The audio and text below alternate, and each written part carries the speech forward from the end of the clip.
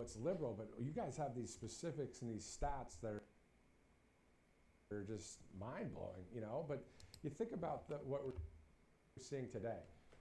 How would the mainstream media cover an event like this? He's trying to bring people together to make the war stop in Ukraine and Russia. We know like this. He's trying to bring people together to make the war stop in Ukraine and Russia. We know that there's a lot to get done in our country, and he's working on that too. But how are they going to spin this one?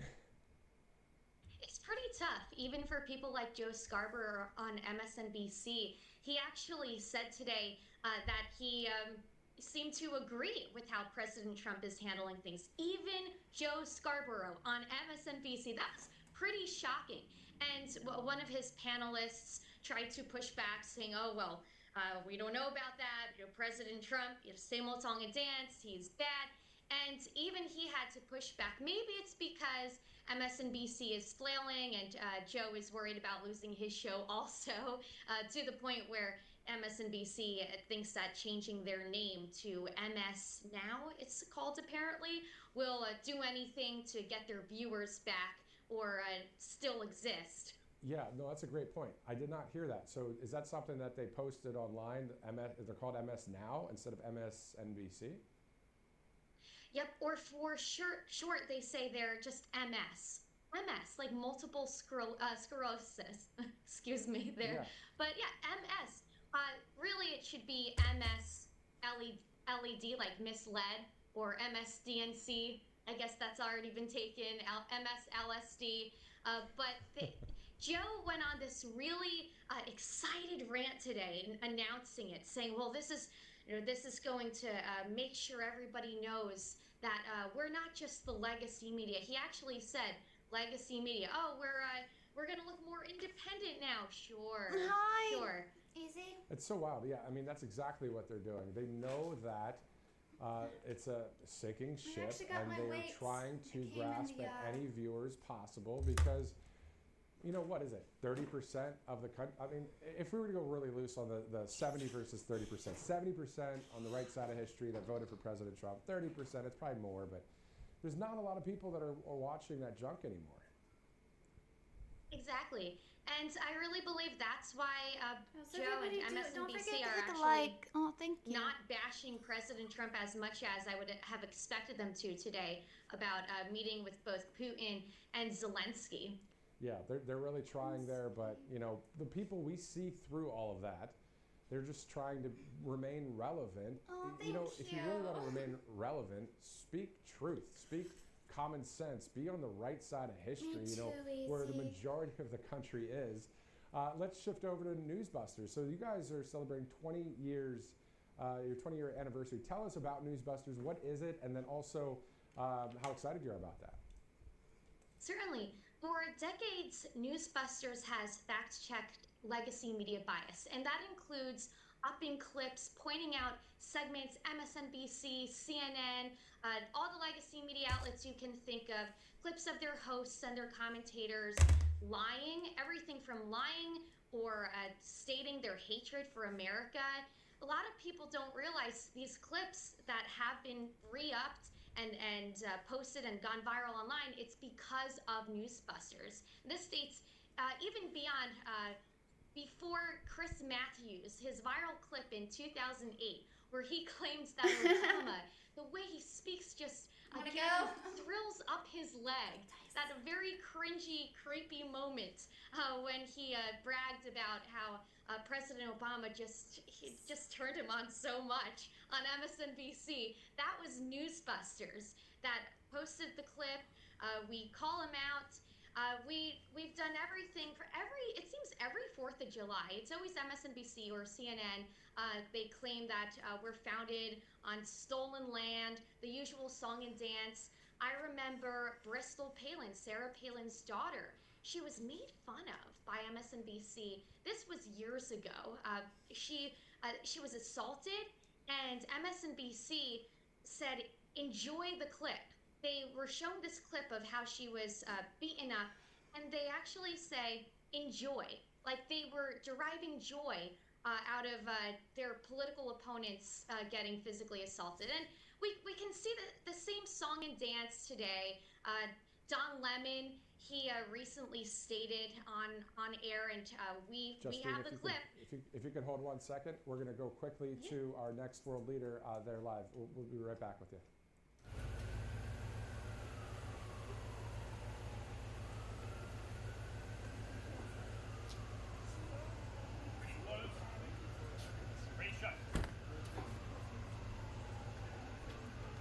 These ones are actually a little heavier than my other ones.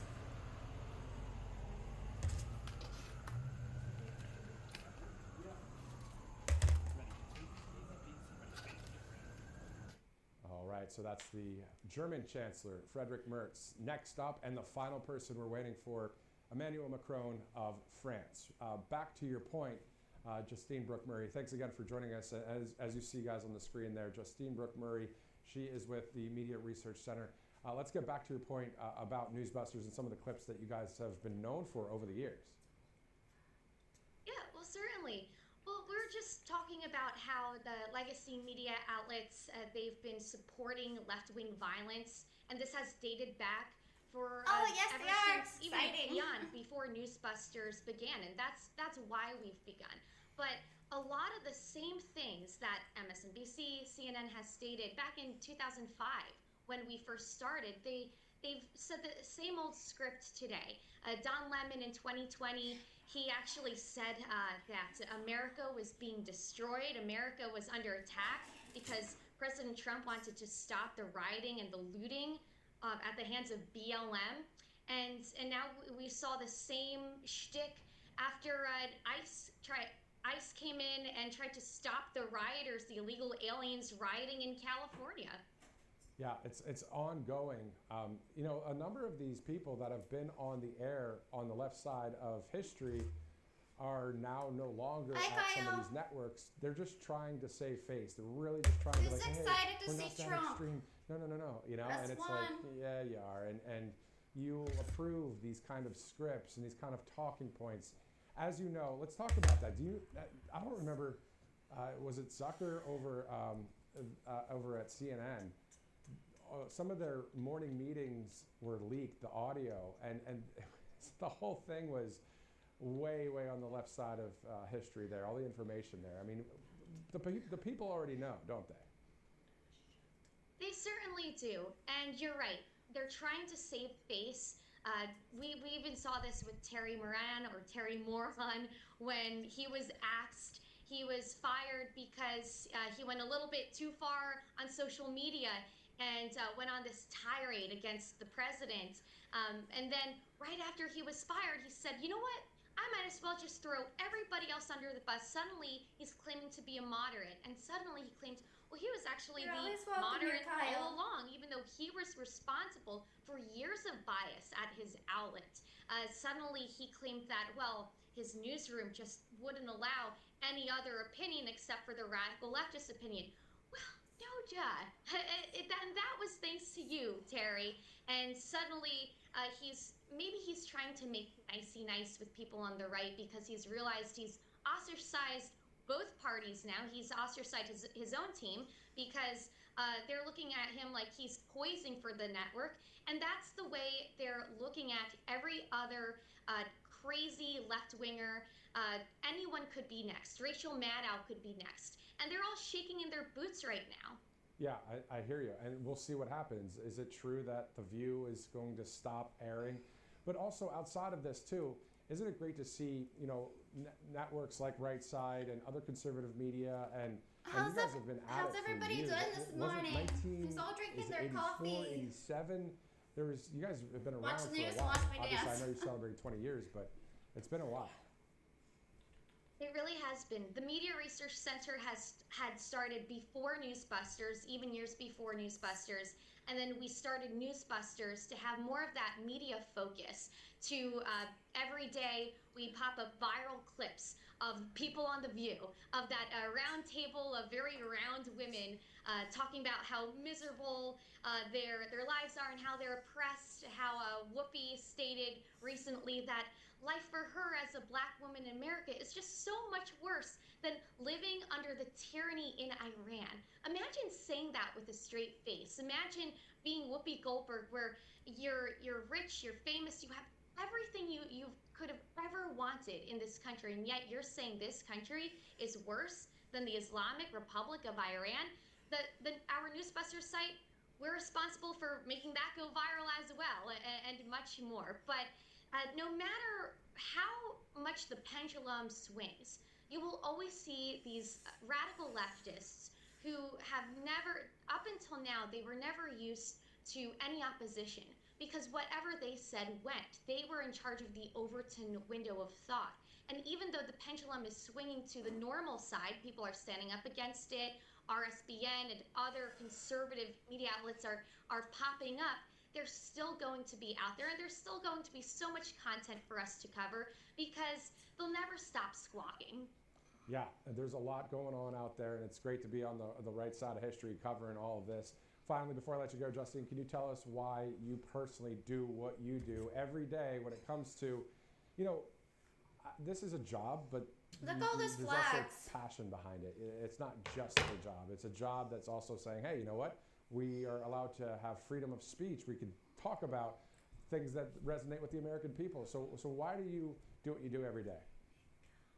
It all started on a college campus. I remember being a free speech advocate at Syracuse University, and I also wanted to be a journalist. But when I tried to work at our campus TV station, it was run by leftists who are the same types producing and even getting high executive and anchor positions at these legacy media outlets today. Those were the same students, or at least the same type of students and people who thought like them, who actually had banned me multiple times from the campus TV outlet because I would not report their leftist orthodoxy. And it really inspired my career. It was the reason that I took interest in the Media Research Center, and why I'm just so happy and passionate to be able to call out their bias in the legacy media every day, and have an amazing group, an amazing team working with me. They've been working for decades. I only started last August. So I have a great team to learn from and to work with every day. That's awesome. It's great to be on the right side of history again in conservative media. Justine Brook-Murray, thank you so much for joining us with the Media Research Center. Thank you for having me. All right. Thank you so much. All right. Let's go to Emmanuel Macron, the French president, pulling up right now. Ready doors, ready pop, ready open.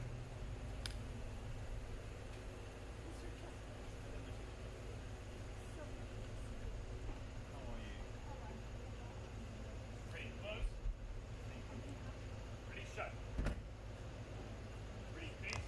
Happy to be here again. Thank you.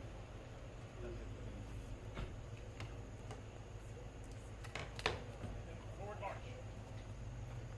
This way. All right, so all of the world leaders are there on that side of the White House when it comes to the European leaders meeting up with the president. Also, one more world leader, but this is going to be on the other side of the White House. Not sure if we have that live vantage point, but it is outside of the West Wing. That's the Ukraine president, Volodymyr Zelenskyy, to meet with President Trump.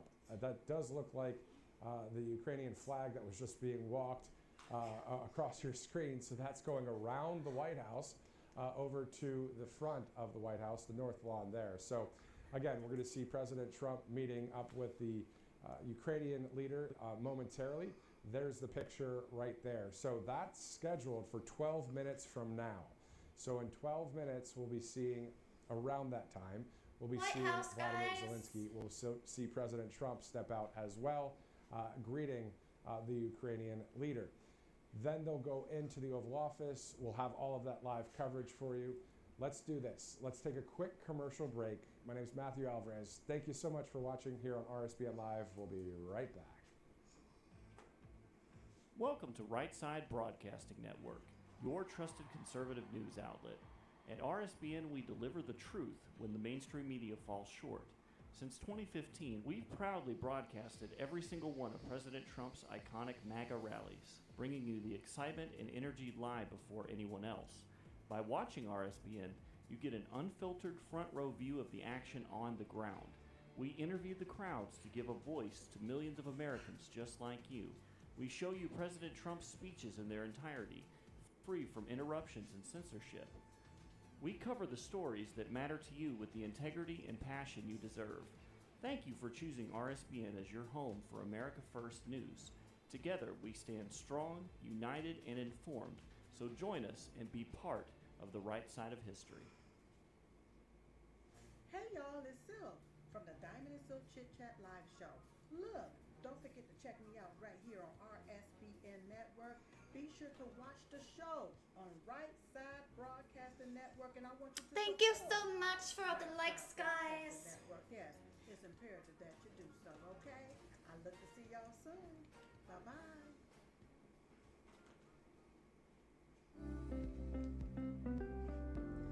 allfamilypharmacy.com/RSBN. You can scan that QR code now, RSBN10. That is the code, easy to remember, for 10% off. This is ivermectin, hydrochloroquine, antibiotics that will save you and yours from bacterial and viral infections, NAD+, and much, much more. 200 essential medications and emergency medical kits, the meds you trust delivered to your door.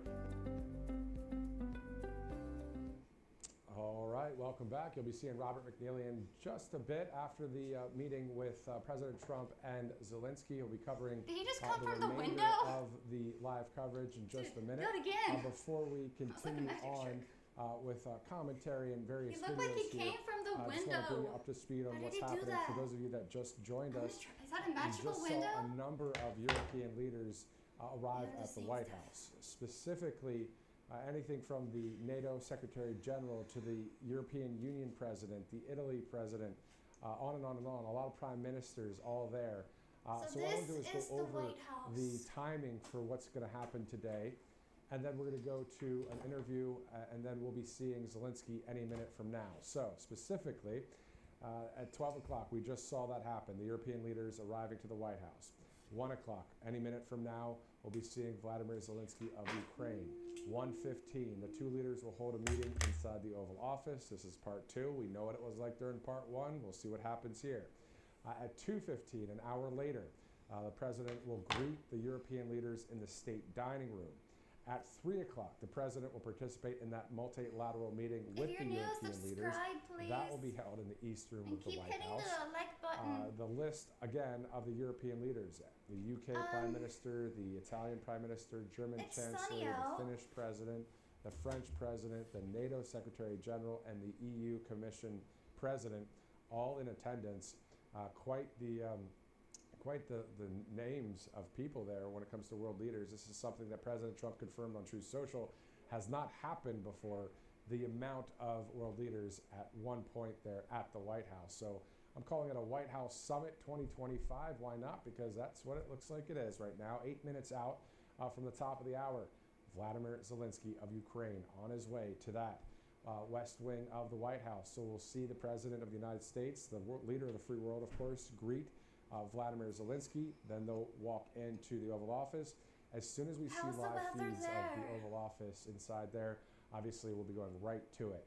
In the meantime, we have a few minutes. We're going to go to an interview with Nicholas Fondacaro. So they He's haven't an even associate landed yet? editor Then? with Media They're Research still, Center. like, Let's go to that on here? interview right now. Joining us now is the associate editor at the Media Research Center and Newsbusters, Nicholas Fondacaro. Thank you again for joining us. Thanks for having me. Definitely. So what's your take on how most of the media downplayed Are you crime guys in able to Washington, hear the D.C. sound after good yesterday's on announcement by both, like President me Trump? and the news? It was amazing to see, considering that a lot of them have been here or live here, and they have studios here, and they all have stories. We all have stories, or at least they know people that have stories about people witnessing crime, them getting mugged themselves. There's instances of reporters having their houses broken into, or like even members of Congress. Us here just outside of D.C., I try to limit my goings into D.C. just because of this type of crime that's there. and basically I try to keep it to any of the places that have a lot of police presence, and even that's not always the case that's a deterrent, because you go down to Navy Yard and there's shootouts there, there's carjackings all the time. Meanwhile, because it's where a lot of the stadiums are, the Nationals and the soccer team, even there you see all sorts of crime happening. That's unbelievable. It makes me want to, if I drive in the DC area in the future, to drive a clunker. You know what I mean? That's a deterrent. But outside of that, I don't want to have to do that. I would like to have law and order there. To your point before about the mainstream media, most of them, that's why when I asked that question, I said most of them have said, oh, we're downplaying the crime. But there's that one on one of the networks, this female anchor, she said, no, this is a problem here. And I think that's what people need, is simply honesty and fairness, right? Exactly, especially when a lot of them have those personal stories. Like, they'll say it's anecdotes, but it's still that personal experience where, like, if a lot of people have similar experiences, it becomes a trend, not just an anecdote. And especially one of the things that we have been seeing in the reporting is the ignoring or downplaying of the fact that there is a police chief that's sort of like one of the deputies amongst the underneath the police commissioner in DC, who is now being investigated for manipulating the crime data to make it look safer than it actually is. And a lot of the reports are not mentioning that at all, whether it be ABC, CBS, NBC. They mentioned it last night. They sort of hinted at it, that the police union boss was talking about it, but come this morning, they dropped it as well. So a lot of them are doing a bit of bias by omission by not having Fox this important News part of the story. is actually going to broadcast this as well. as they they're say, starting at fudging 1 the o'clock. facts. So, as you know, the public has lost faith and trust in 1:15 mainstream is media, said and now on theirs. they have been searching for Yet other Trump won't sources be of there, news almost on won't a constant land or basis. So, arrive with until this 1, new so wave I of don't know. conservative media, Whether we it's have starting options out campaign. there, of course, outside of the man who started it all, Rush Limbaugh. So, would you agree with everything I just said there? But also moving forward, it looks like conservative media is going to start maybe overtaking mainstream. You never know. Yeah, you see like a lot of the very popular podcasts that make up a lot of like the top 10 include a lot of Republican right-leaning podcasts, or people who may not, or a bit more when it neutral comes to in popularity, or at least are broadcasting, neutral Easy, in they're their pretty political good positions, at like Joe staying Rogan, who has been on for top Bernie of Sanders, that. has been for Trump. These individuals that are more about And listening to what's right-side out there and then broadcast sort of is tailoring like what a they believe Christian-based based on what networking, information that they're getting. which is why I love And them. a lot of people And see they're all that for as Trump, authentic, you know, they're being like, Trump hey, this supporters, is what I they're, believe now. If I Republicans. get new information, So, it'll change. and they're And that's why very you're raw seeing like a with lot of their, journalists news. sort of, or at They least a don't lot of lie. people leaning on these third-party And journalists they're on like top of a lot of Free politics Press, and stuff. and all these other locations. Anything to do Yeah, with Trump. it's great to have this is where you options, would go. especially options that are literally speaking Fox News actually what does, the people like, are saying festivals and out stuff there, like because that. it's just common sense. A lot of But, times it seems right like side these broadcasting legacy outlets, doesn't. they all just want to sound so So. eloquent and everything's this way, and it's all I'm gonna see if confusing there's anyway. any It's a lot of events weak, coming up. non-common If there sense is, I'll go reporting. live. And instead, we have a lot of great I options always out go there to now. So Fox I'm News curious for on your any take events. I regarding won't go Gen here Z 'cause they and won't. their interest in current Hi, events Data. and news. Now, like if you look at TPUSA So we events, should it looks be like pretty good, there's a Easy. ton of interest out there. We But shouldn't stop. what are you seeing there in the Northeast, you know, in Virginia, in the DC area, or just in your time working there when it comes to Gen Z? How interested are they in our way of life? What I'm seeing with a lot of Gen Z stuff is that they're getting a lot of their information via their phones, not necessarily watching the TV, though we should also note that a lot of what they're getting through their phones are reports and push notifications and are conversations started by typical TV outlets when they put their stuff online, or when their clips of their show get put out there, and these talking points get watched by some Who's and then get excited to populated see through things like Trump? TikTok, Instagram Reels, and then you get a lot of that misinformation being passed around through just sort of like that peer-to-peer communication via these social media Which apps. flags And are I know these? it's a thing that we're trying to get into and make sure we're watching here at Newsbusters. We're Fox basically looking News. at some of the generic notifications and the like Apple News or Google News, where they are sort of the drudge of the left a little bit, where they're sort of amalgamating a whole bunch of different news sources and pushing different headlines And a lot of that, of course, a lot of people read really much just the headlines, and they're pulling these stories and news sources from very biased outlets. So that's the thing that we're looking at. I'd be very curious to see some of the numbers on that. So if you come down across a report, please let us know here. I'd love to have you on to talk about it, because you just spoke about something that I haven't really thought about when it comes to the legacy media. So we have the traditional outlets, ABC, NBC, CBS. We have all the cable news. We get all that out there, right? Then you have all these publications like The Atlantic and all that, right? They probably have dedicated social media teams to disseminate all of their BS to really focus in on the younger generation. I mean, it's like a duh thought on my end. I get it, but like, yeah, I mean, they don't only do it on TV and on the main, publication. They're also trying to do it on TikTok, Instagram. I mean, that's wild.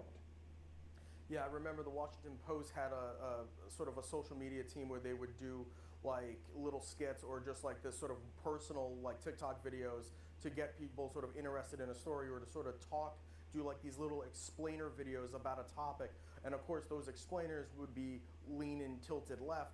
And then with a lot of these, it's like a headline will be out there or a story will be out there, and you'll get like these influencer accounts who aren't necessarily affiliated with any one outlet, though they might have their own political leanings, and then they'll take the information that they hear, sort of repackage it, and then sort of talk about it like, oh, have you seen this report that says this? Or the reports say this, and they just sort of talk about it without really digging too much into it themselves, or just like it's something that interests them because it sort of tickles their liberal fancy, and then they push that out to hundreds of thousands, millions of viewers, and it gets spread through those viral videos, or just these videos that sort of people are like, oh, did you see this? Did you see that?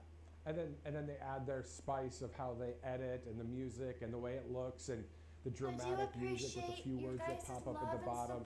And it's all that brainwashing, indoctrination junk that we've been realizing in certain cable news, in traditional broadcast and online. But this is a very interesting point. Let's see if we can have you on again, Nicholas, to talk about that. If you guys have any numbers that you've crunched even in the past, or if you're doing a new project coming up, please let us know here. And again, thank you so much for your time. Nicholas Fondacaro, the Associate Editor of the Media Research Center and Newsbusters. Thank you for having me. Thank you, Nicholas. All right, back here live, looking live right there at the 1 o'clock hour, 1:01 Eastern, outside of the West Wing of the White House. Looking forward to seeing President Trump there. Of course, the Ukrainian leader, Volodymyr Zelenskyy, on the way. As soon as we see those live pictures, we'll take you there live. It's usually about a 10-second situation where the vehicle pulls up. We see President Trump step out of the West Wing. The two leaders, they have the handshake, and then they wave over to the cameras. I believe I see some movement actually right now. Usually the president would step out right before the vehicle pulls up. I'm not sure if that's the president or not. Pretty far vantage point for me in seeing the program monitor here in the studio. However, sometimes the reporters, they ask questions. They will, I'm sure, here too. It just depends if the president of the United States will say anything back. But we do know that they'll be going into the Oval Office, and as soon as we see that live feed, we'll take you there. So right now, 1:02 Eastern. Again, thank you for joining us, whether you're on the East Coast, Central Time Zone, Mountain Time Zone, West Coast, or if you're watching someplace around the world. Thanks again for streaming in. Obviously, this is wall-to-wall live coverage that we have here for you.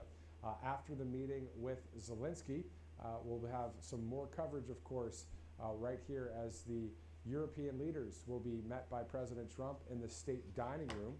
So as we wait for Volodymyr Zelenskyy, this is what we can do. We're going to go through a couple sponsors. If we see the Ukrainian leader pulling up to that White House, these are we'll cut right to $7, that, and then we'll continue our sponsor read as soon as that is over. In the meantime, of course, you want to be prepared. You want the treatments your family might need before an emergency hits, but most pharmacies and insurance companies make that almost impossible with gatekeepers and outrageous prices. So All Family Pharmacy is different. Here you can stock up on your essential medications, order exactly what you want, keep it on hand so you're ready for anything. Yeah, these are more And this is comfortable while to other work in. pharmacies, they're 'cause they raising are actual prices. workout All Family clothing. Pharmacy has lowered theirs, giving you Shorts, not so 25% much. off their most requested medications, ivermectin and mebendazole, plus an extra 10% off with our promo code RSBN10. So they offer medications many providers refuse, like ivermectin, started at about $2 per capsule.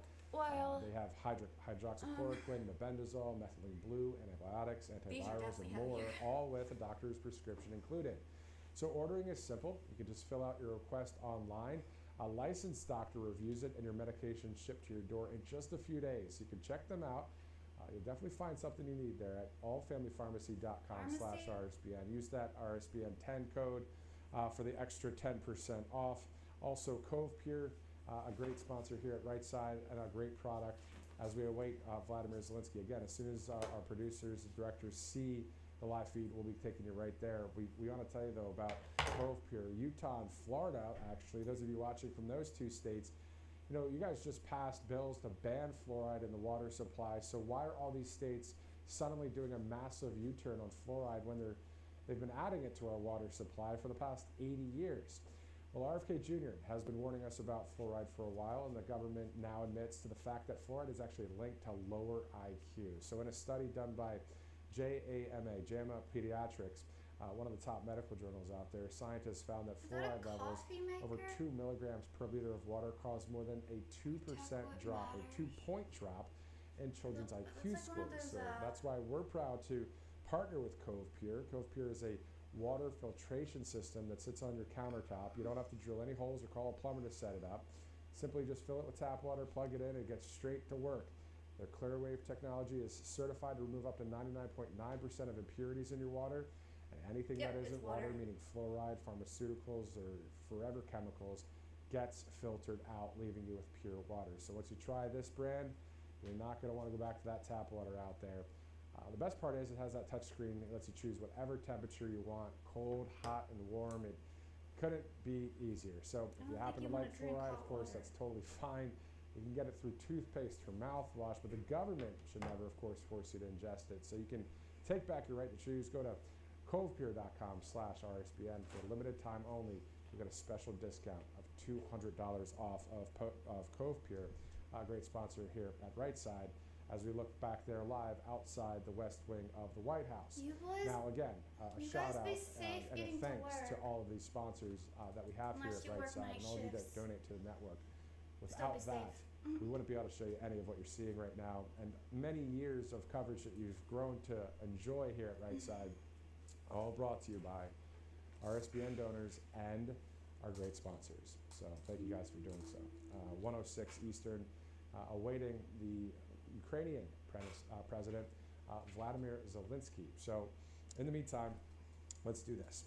It's 107 Monday, August 18th. We know that the European leaders have arrived to the White House there in the South Portico. And then we're going to see Volodymyr Zelenskyy any minute from now. Again, we know what happened during the first part of part one of the Zelenskyy-Trump meeting at the Oval Office months ago. I was actually covering it here with you guys, watching it just like you were at home. What a situation that was. Remember when J.D. Vance, the vice president, stepped in and said some things? President Trump was saying, I have the cards, you don't have the cards, saying it to Zelenskyy. Well, since then, a lot of phone calls have been made, a lot of different diplomatic things have happened. So this may be happening where this war between Russia and Ukraine will stop. We'll see how the meeting goes today. If the meeting goes good, that means there will be a trilateral meeting between Putin, Zelenskyy, and Trump at the White House, possibly this week. Those are not my words. I've been reading those reports and seeing that out there. So that may be happening. It all depends on how today goes. Now, the European leaders, if you're just joining us now, they just arrived in the south lawn of the White House. They entered through the south portico of the White House. President Trump will see them after the meeting with Zelenskyy. That'll be at the state dining room. Then around 3 o'clock Eastern, there's going to be this huge multilateral meeting between all of these world leaders, and that'll happen live right here on Right Side. So we see the camera moving a little bit. That may mean an SUV is pulling up. You're or we may be absolutely just getting a different right, vantage point. Easy. So we'll see which one it is here in a second. All But we can do is pray a lot for of live coverage peace. today, and thank There's you guys been way for those too of you much that watched war. On Friday, Since the beginning of dawn. there was more than Is a that how you million say it? people on just one of the broadcasts and 957,000 on another. The beginning of And then mankind. that's just with one of the platforms out there. I just When want you peace. combine Rumble, YouTube, X, Tired all of of people you know, dying over watching stuff. online on all of the ways you could watch right side. Several million Look at people all just those watched on Friday flags. alone. You got the That American. reminds me of the election US night and American. inauguration You got the day here at USA. right I don't side, know what the other where flags are. a combined Is one of them 11 Britain? million people between election night and the inauguration. Is that white watch. one? So that's Paris? you know it's you know Oh, we so I don't thought take that was that lightly. You know, obviously that's a War kind is of a never, big yeah, deal war in is the never sense of good. the amount of people watching, but it's always been because of one thing. Because people die It's in the war. common So sense reporting here and seeing President What Trump is that and really all those solving? rallies since 2015. So Really shout out think to Joe about it. Seals, the owner of this network, and Bridget Seals and Mama what is Seals, killing each all other? of the hosts that really have ever worked solving at Lakeside Broadcasting Network. I joined It's just September more 3rd of blood 2022. on And the I'm so glad land. I did, because conservative media, it's the place I to just be, pray on that the right the good side of Lord history, instead of the mainstream media where the constant heal the lies have land, happened and his still land. do. And they could act We like need they're peace more than conservative, or they could anything act like, right oh, they're a now. little bit more moderate to try and gain some more viewers. But we've already seen it's called the jig is up, right? So we already know Ukraine that versus it's Russian. what has been done has damaged the trust of the people on the left side of history. I But you just think guys it's are all trusting sad. the right side War is because just sad. simply it's again we're just like you guys when we're out there And the last interviewing you thing we about need all is of to the go into World various War III. topics about President Trump 'Cause- or just about our country. You know, we're reporting it from that angle, the common sense things that we need in this nation. So to keep our freedoms intact, to keep us Most people should freely loving our God, our family, our country, working hard, get down with those taxes, increase jobs, right? Having a secure border, law and order on the streets, those that have broken the law, especially within the deep state and all that. President Trump's the one that said to obliterate What do you and guys dismantle think the of deep it? state and globalists. He said I it. think it just needs I've been to in a stop. speech that he said that at, and that's But that's something just that me. is part of those 20 core promises. So we know what needs to happen for this country to continue to be free and to continue past President Trump to be great. And so we have these 3.5 or so years now. When I say or so, I mean it's not. He's been in office for more than 6 months, so it's Yeah. a little and less he's than done a 3.5 lot years. But the past 6 months. yeah, so we're seeing all of it unfold. A lot of history in the making. This is, as a journalist, as a reporter, as an What do you anchor, as a guys host, think? whatever you want to We call should people that are on TV. hear about Hi, my name's Matt. You know, we're first writers of history because we're able to cover this. This is historic today. The amount of European leaders there, President Trump said on Truth Social, this has not been done before. So this is quite the day. Thanks for joining us. Looking forward to seeing President Trump there. Any minute from now, we'll see Volodymyr Zelenskyy. While that happens, we'll have about maybe 5-10 minutes, maybe 15 at the most, Yeah. where we'll see the Pray next for live peace, feed guys, of 'cause we inside the really Oval need it. Office between President Zelenskyy and President Trump.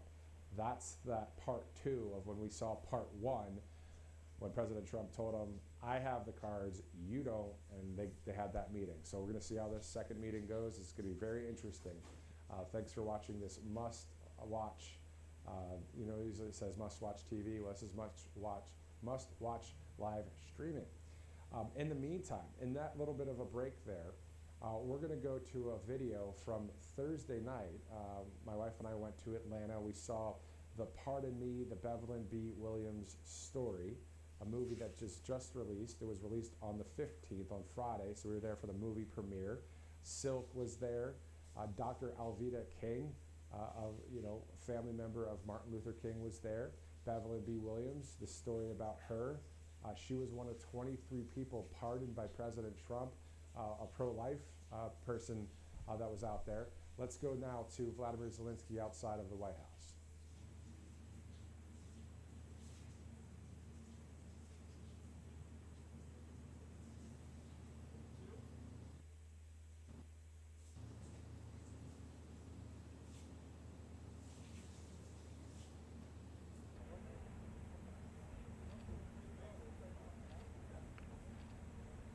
President Trump, sir, your message to the people of Ukraine as world leaders gather here today.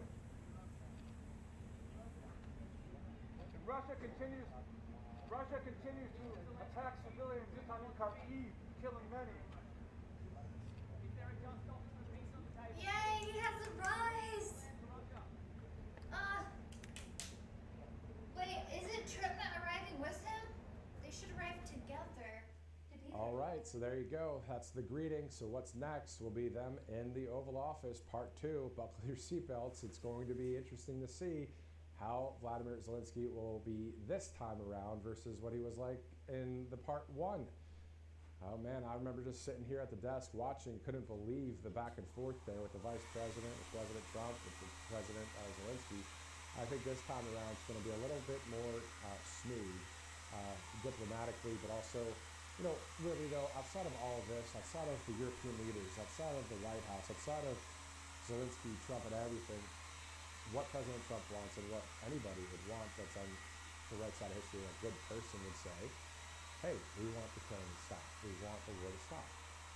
We agree with President Trump on that. We also agree, most of us do, for the D.C. National Guard to continue to be in Washington, D.C. Make that thing safe. Let's do it, you know? There's just a lot of different things that, you know, we are in agreement with, and we're looking forward to more things happening, more wins happening. Let's get back to the story I was talking about a moment ago.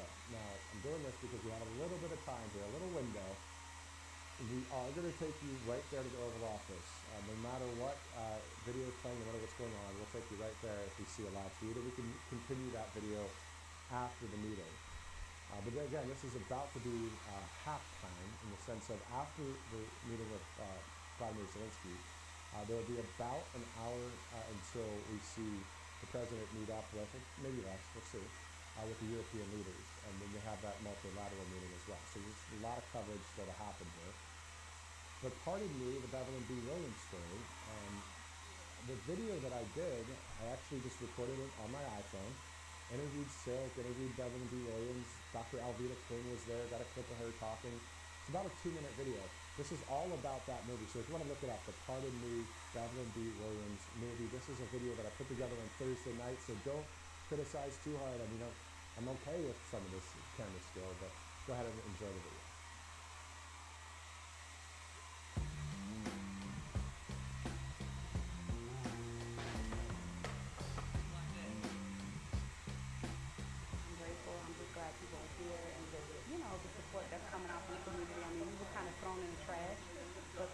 Stepped up and decided we're going to support the movement and support Pardon Me, so I'm really grateful.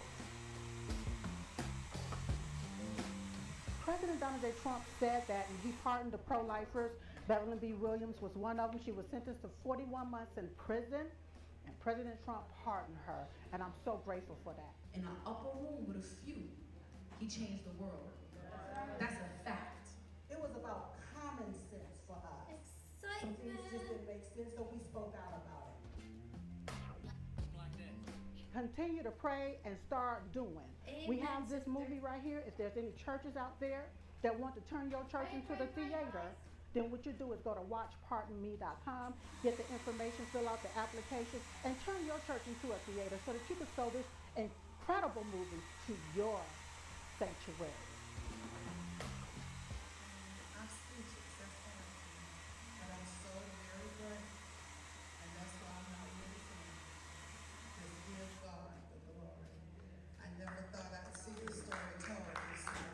Let me tell you, it's been a blessing going through everything, and their rejection is God's protection. So I want everybody to go to watchpardonme.com to see this fabulous movie about Miss Beverly B. Williams. It's new and it's fresh every single time to see so many people supporting it, even for the highest office in the world, in my personal opinion, to sign my little old papers. It's just amazing. What would you say to people that haven't seen the movie? Get ready. It's good. I didn't watch it. It's going to be my first time watching it tonight. But my husband watched it. And he's very critical. He's a cynic. He said, Bev, it's fire. So I'm like, all right, babe. There's a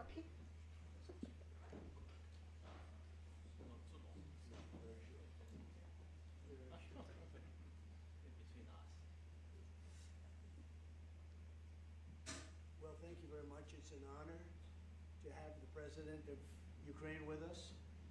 We've had a lot of good discussions, a lot of good talks, and I think progress is being made, very, very substantial progress in many ways. We had a good meeting, as you know, just a short while ago with the President of Russia. You want me to turn to Fox News And I easy? think I can there's a real quick. possibility that something could come out of it, and today's meeting is very important. We have, Usually, I guess, Reza broadcasts seven things very ahead powerful of it. leaders from Europe, Ahead and of we're going to be Fox meeting News. with them right after We're a this little meeting, bit and behind. thank you very much for being here. Thank you so much, Mr. President. If I can, first of all, thank Please. you for invitation and thank you very much for your efforts, personal efforts to stop killings and stop this war. Thank you. And using this opportunity, many thanks to your wife, First Lady of the United States. She sent a letter Yeah, to Putin it's, about our children. You're going to see a lot of delays.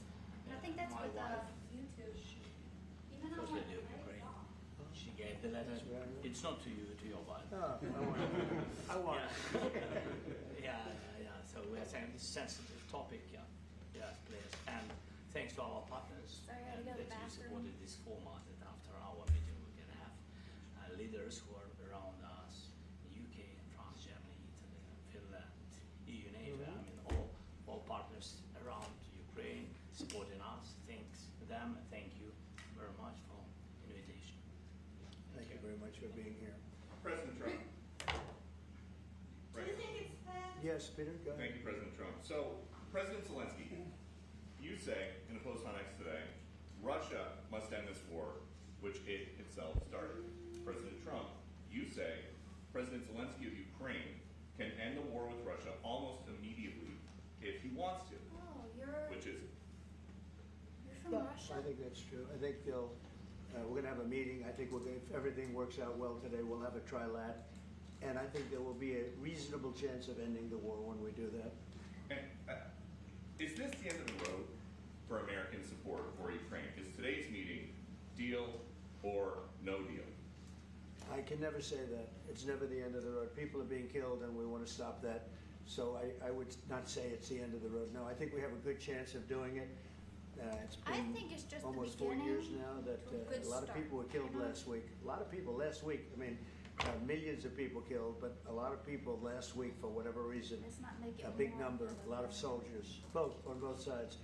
And I know the president, I know myself, and I believe Vladimir Putin wants to see it ended. And as you met with Putin on Friday, today you've got President Zelenskyy here. As you listen to Russia and Ukraine, which side has the better cards? Well, I don't want to say that. I'm just here to be, look, this isn't my war. This is Joe Biden's war. He's the one that had a lot to do with this happening, and we want to get it ended. And we want it to end good for everybody. We want it to end good. The people of Ukraine have suffered incredibly. President Zelenskyy, are you prepared to keep sending Ukrainian troops to their deaths for another couple years, or are you going to agree to redraw the maps? Thank you for your question. Did you just say redraw the First of map? all, we What live map are you under drawing? each day attacks. You know that today have been a lot of attacks and a lot of wounded people, and the child was dead, small one year and a half. So we need to stop this war, to stop Russia, and we need support American and European partners, and we will do our best for this. So, and I think we show that we are strong people, and we supported the idea of the United States, of personally of President Trump, to stop this war, to make a diplomatic way of finishing this war, and we are ready for trilateral, as President said. It's a good signal about trilateral. I think this is very good. Thank you. Mr. President.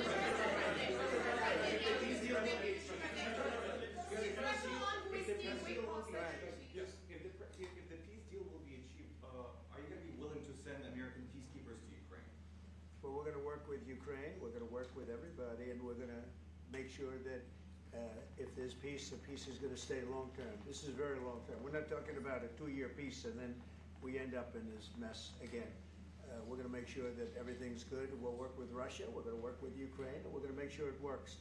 And I think if we can get to peace, it's going to work. I have no doubt about it. What your team has talked about, security guarantees. Could that involve U.S. troops? Would you rule that out in the future?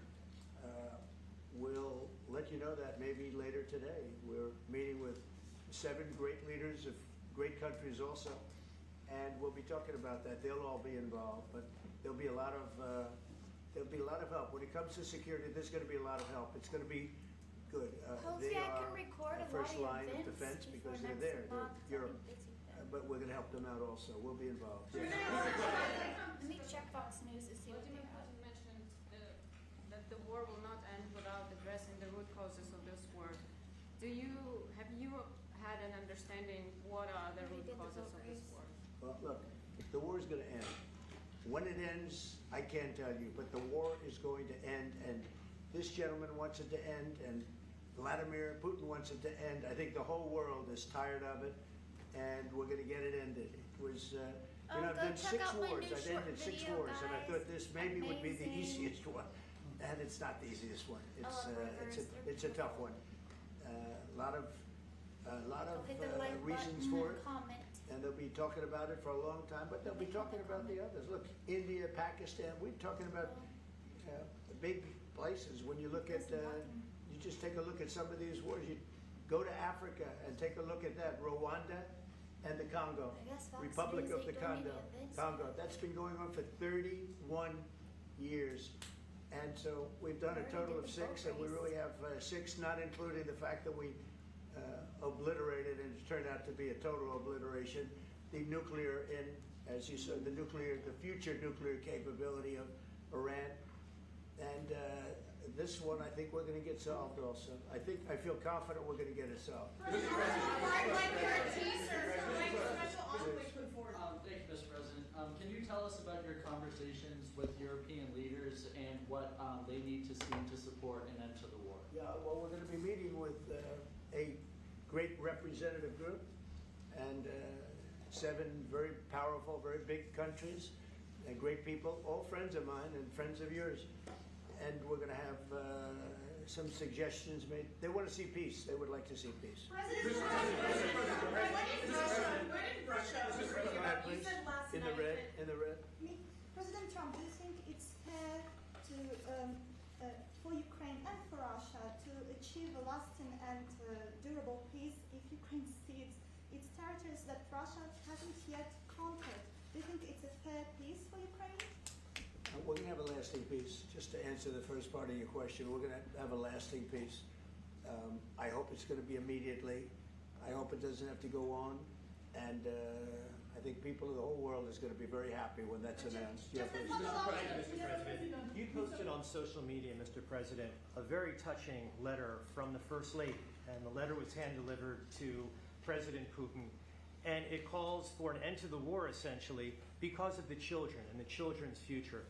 Why did the First Lady feel that letter was necessary? Was it because she believes that Mr. Putin is the aggressor in the war? Is a similar letter being hand-delivered to President Zelenskyy? So the First Lady felt very strongly. She's watched the same thing that you watch and that I watch. I see things that you don't get to see, and it's horrible. But when she's got a great love of children, she has a wonderful son that she loves, probably more than anybody, including me. I hate to say it, but she loves her son. She loves children. And she hates to see something like this happening, and that goes for other wars too. I mean, she sees the heartbreak, the parents, the funerals that you see on television. Always funerals. We want to see something other than funerals. No, she felt it was a beautiful letter. It was very well received by him, and she did ask me to say. Thank you for the hearts. She would love to see God this bless end. you. She would love to see it end, and she says it very openly, very proudly, and with great sorrow because so many people have been killed. President, last week, Brian, go ahead, Brian. Yes, sir. I've got a question for each of you. Yes. First of all, Mr. President Zelenskyy, you look fabulous in that suit. I said the same thing. Yeah, you look good. I said the same thing. Yeah, looks good. I said the one that attacked you last time. See, now I remember that. Yeah, I apologize to you. You look wonderful.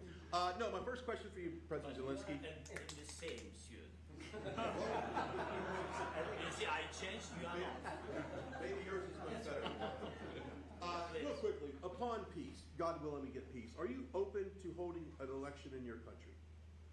Yes, of course. We are open for we have to do safety circumstances, and a little bit we need to work in the parliament, because during the war you can't have elections, but we can do security. We need, maybe, how to say, we need a truth, yes, everywhere, in the battlefield, in the sky, in the sea, yeah, to make possible for people to do democratic, open, legal elections. So you say during the war you can't have elections. So let me just say 3.5 years from now, so you mean if we happen to be in a war with somebody, no more elections. Oh, that's good. I wonder what the fake You like this idea? Yeah. No. Speaking of news, I got a question for you. This sounds insane for me even to ask this, but do you think the American media really doesn't even want a peace deal? Because they've seen they've been so critical of you every step of the way as you lead the charge for peace. It's an amazing phenomenon. I said that if in the settlement you got Moscow, St. Petersburg, and thousands of miles around them, they would say I made a bad deal. The level of hatred and animosity is incredible. Not with all. I mean, we have great people up here. We also have terrible people up there that I think are told what to say. But you know, in solving all of these wars, they don't even write about it. You know, I saw major wars. I saw wars that have been going on for 31, 35, and 37, and a couple of quicker ones. One that was going to go into a full-blown deal very quickly. You know what the one I'm talking about? It was a big one. But they don't even write about that. No matter what I do, no matter what, and you know, this is not anything to do with you. It's probably to your advantage in a certain way. But no matter what I do, no matter what deal I make, from my standpoint, you'll come out good. Maybe President Putin will come out good. But they'll say, Trump was absolutely horrible. It's just that, and I've lived with that for a long time. I've lived with it since just before the first election. I used to get great publicity. Now I get the worst publicity anyone's ever gotten in office, but I won in a landslide, so that people understand. They're the only ones that count, ultimately. But I've also had great reporters. I've had journalists that are very good. But it's very sad when you do the right thing. As an example, they said, because of the fact that Vladimir Putin came to American soil, this was a tremendous defeat for Donald Trump. No, it was really wonderful that he did it. It was a hard thing for him to do, to be honest with you. It was the opposite of what they said, but they said it. Now, if he didn't come, they'd say that was also bad for Trump. You know, there's no way. And there's just a great dishonesty of the press, and I think that's why it's lost its credibility. You know, its credibility is at an all-time low. We have a thing going on right now in D.C. We went from the most unsafe place anywhere to a place that now friends are calling me up, Democrats are calling me up, and they're saying, sir, I want to thank you. My wife and I went out to dinner last night for the first time in 4 years, and Washington, D.C. is safe, and you did that in 4 days. I'll tell you, it's safe. I had another friend of mine, he has a son who's a great golfer, he's on tour, and he came in 4th yesterday in the big tournament where Scotty Scheffler made the great shot, and he said his son is going to dinner in Washington, D.C. tonight. I said, would you have allowed that to happen a year ago? He said, no way, no way. He said, what you've done is incredible. And I think the people realize it. But the press says, he's a dictator, he's trying to take over. No, all I want is security for our people. But people that haven't gone out to dinner in Washington, D.C. in 2 years are going out to dinner. And the restaurants the last 2 days were busier than they've been in a long time. Sir, I walked around yesterday with MTG. If you can walk around with DC with MTG and not be attacked, the city is safe. Yes.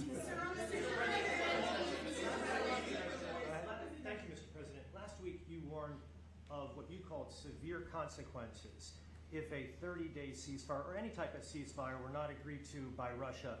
Will there be severe consequences? Does that change because of I don't think you need a ceasefire. You know, if you look at the 6 deals that I settled this year, they were all at war. I didn't do any ceasefires. And I know that it might be good to have, but I can also understand strategically why, well, you know, one country or the other wouldn't want it. you have a ceasefire and they rebuild and rebuild and rebuild, and maybe they don't want that. But if you look at the 6 deals that we made peace and long-term, long-running wars, I didn't do any ceasefires. I like the concept. I like the concept of a ceasefire for one reason, because you'd stop killing people immediately, as opposed to in 2 weeks or 1 week or whatever it takes. But we can work a deal where we're working on a peace deal while they're fighting. They have to fight. I wish they could stop. I'd like them to stop. But strategically, that could be a disadvantage for one side or the other. But all of these deals I made without even the mention of the words ceasefire. President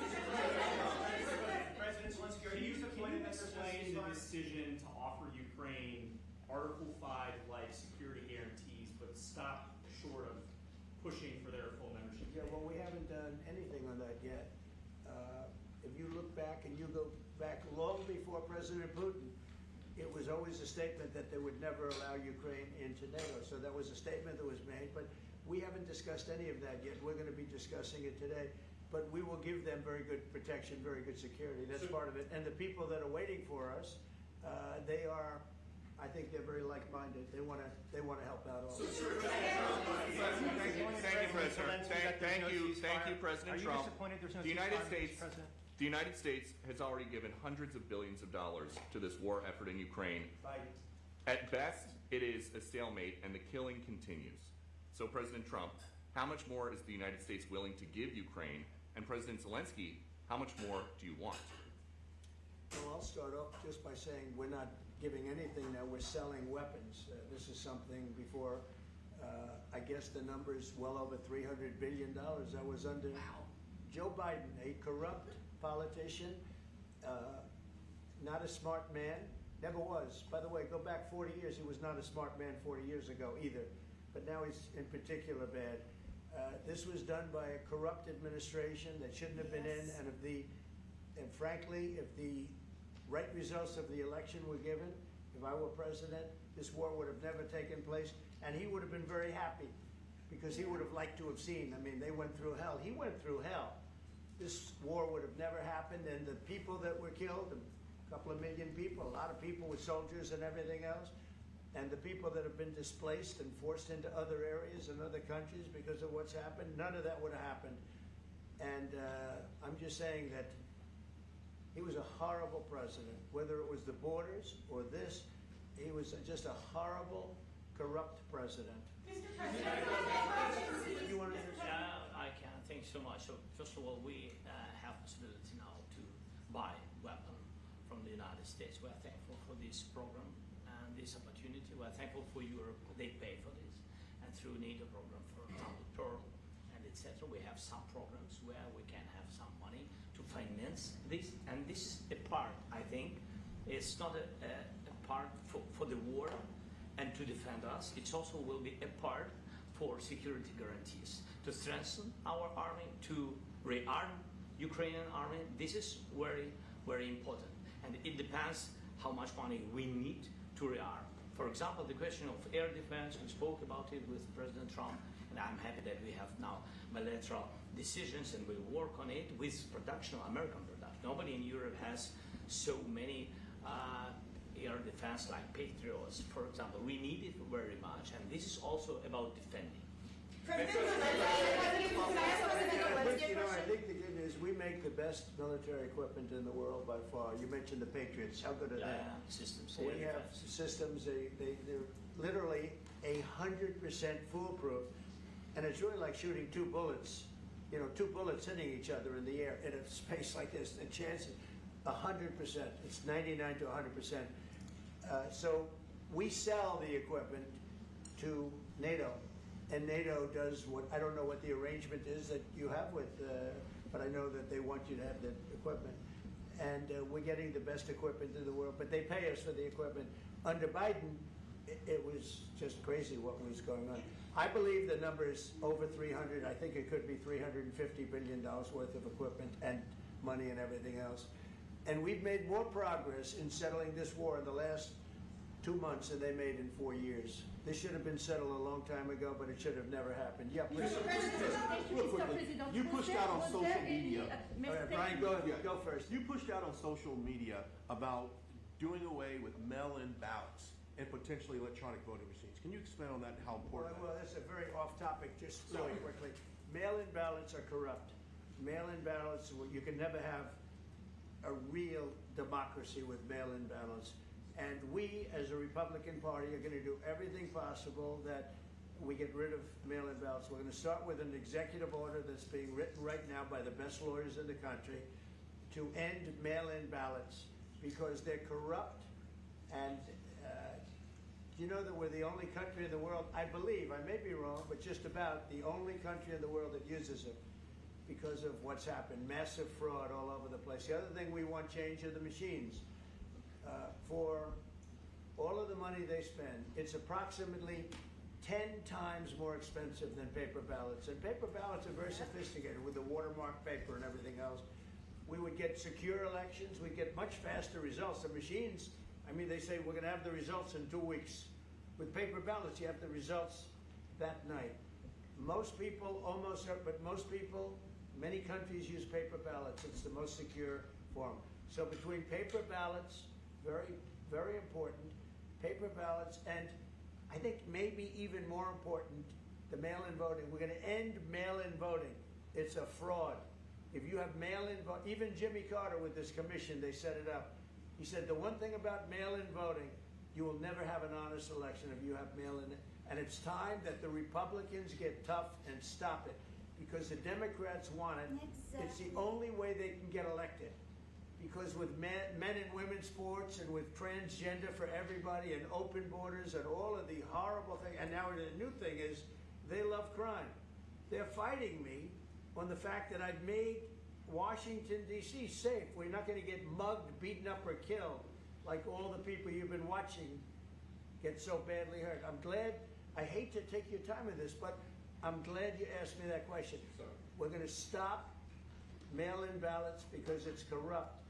You know, when you go to a voting booth and you do it the right way and you go to a state that runs it properly, you go in, they even ask me. They asked me for my license plate, for identity. I said, I don't know if I have it. They said, sir, you have to have it. I was very impressed, actually.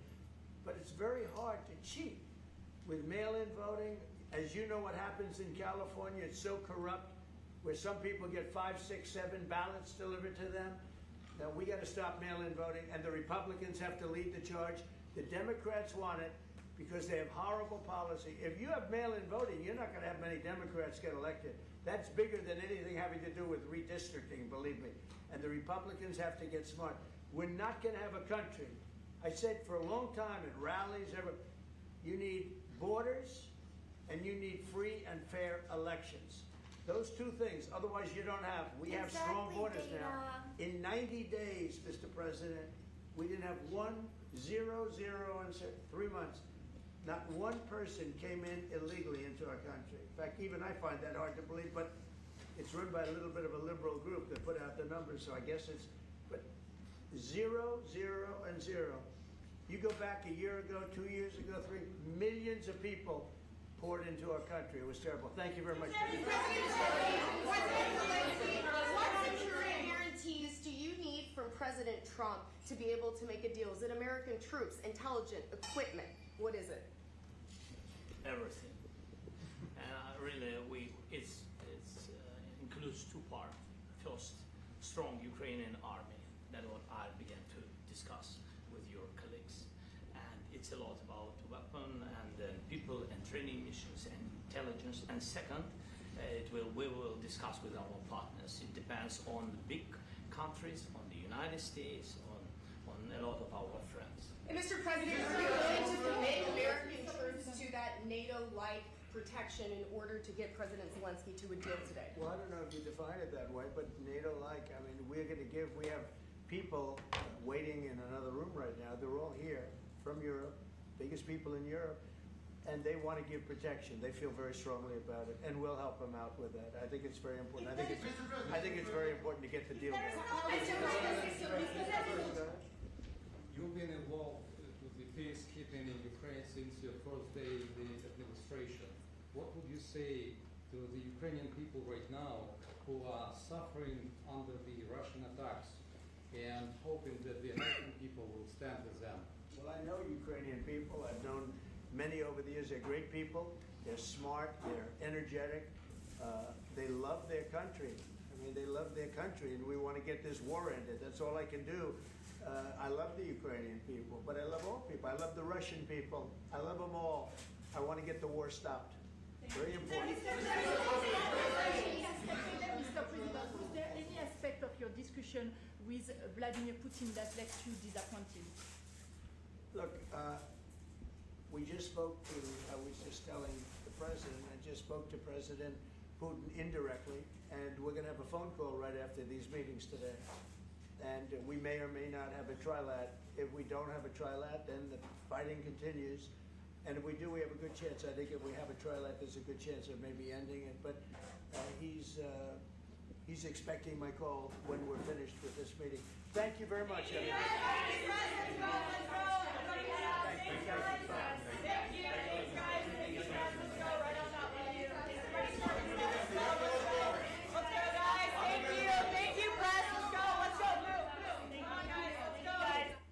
All right, so 2 vantage points there. The second Oval Office meeting between President Trump and President Zelenskyy went much smoother than the first go-round, of course.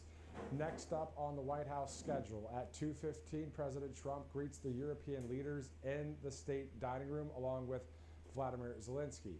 At 3 o'clock, the president will participate in that multilateral meeting with European leaders. That will be held in the East Room of the White House. Robert McNeely will pick up our live coverage for that, so make sure to stay with us on this live stream broadcast. Speaking of this broadcast, a number of great sponsors, including mypillow.com/RSBN, so free shipping right there for you, more than 2,000 products on there. Always good to check out mypillow.com. A lot of quality products as well. I know my family and I have a number of those products, need a few more.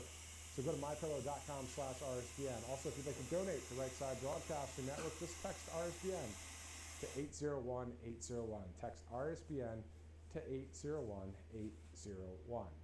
Now, before going to the Oval Office, we were in the middle of playing a video about, pardon me, the Bevelyn B. Williams story from the movie premiere on Thursday night. So what we're going to do here is we'll go to that video. It's about a couple minutes long. On the other side, we'll have Robert McNeely right here in this seat as he will cover, again, the next part of this live stream broadcast. So it's staying right here on this live stream. No new live stream to click on, as we're going to see a lot of European leaders with Volodymyr Zelenskyy and the leader of the free world, President Donald J. Trump. So this is RSBN Live. I'm Matthew Alvarez. Thanks for watching since 11 this morning. Let's go to that video from the Thursday night movie premiere of, pardon me, the Bevelyn B. Williams story.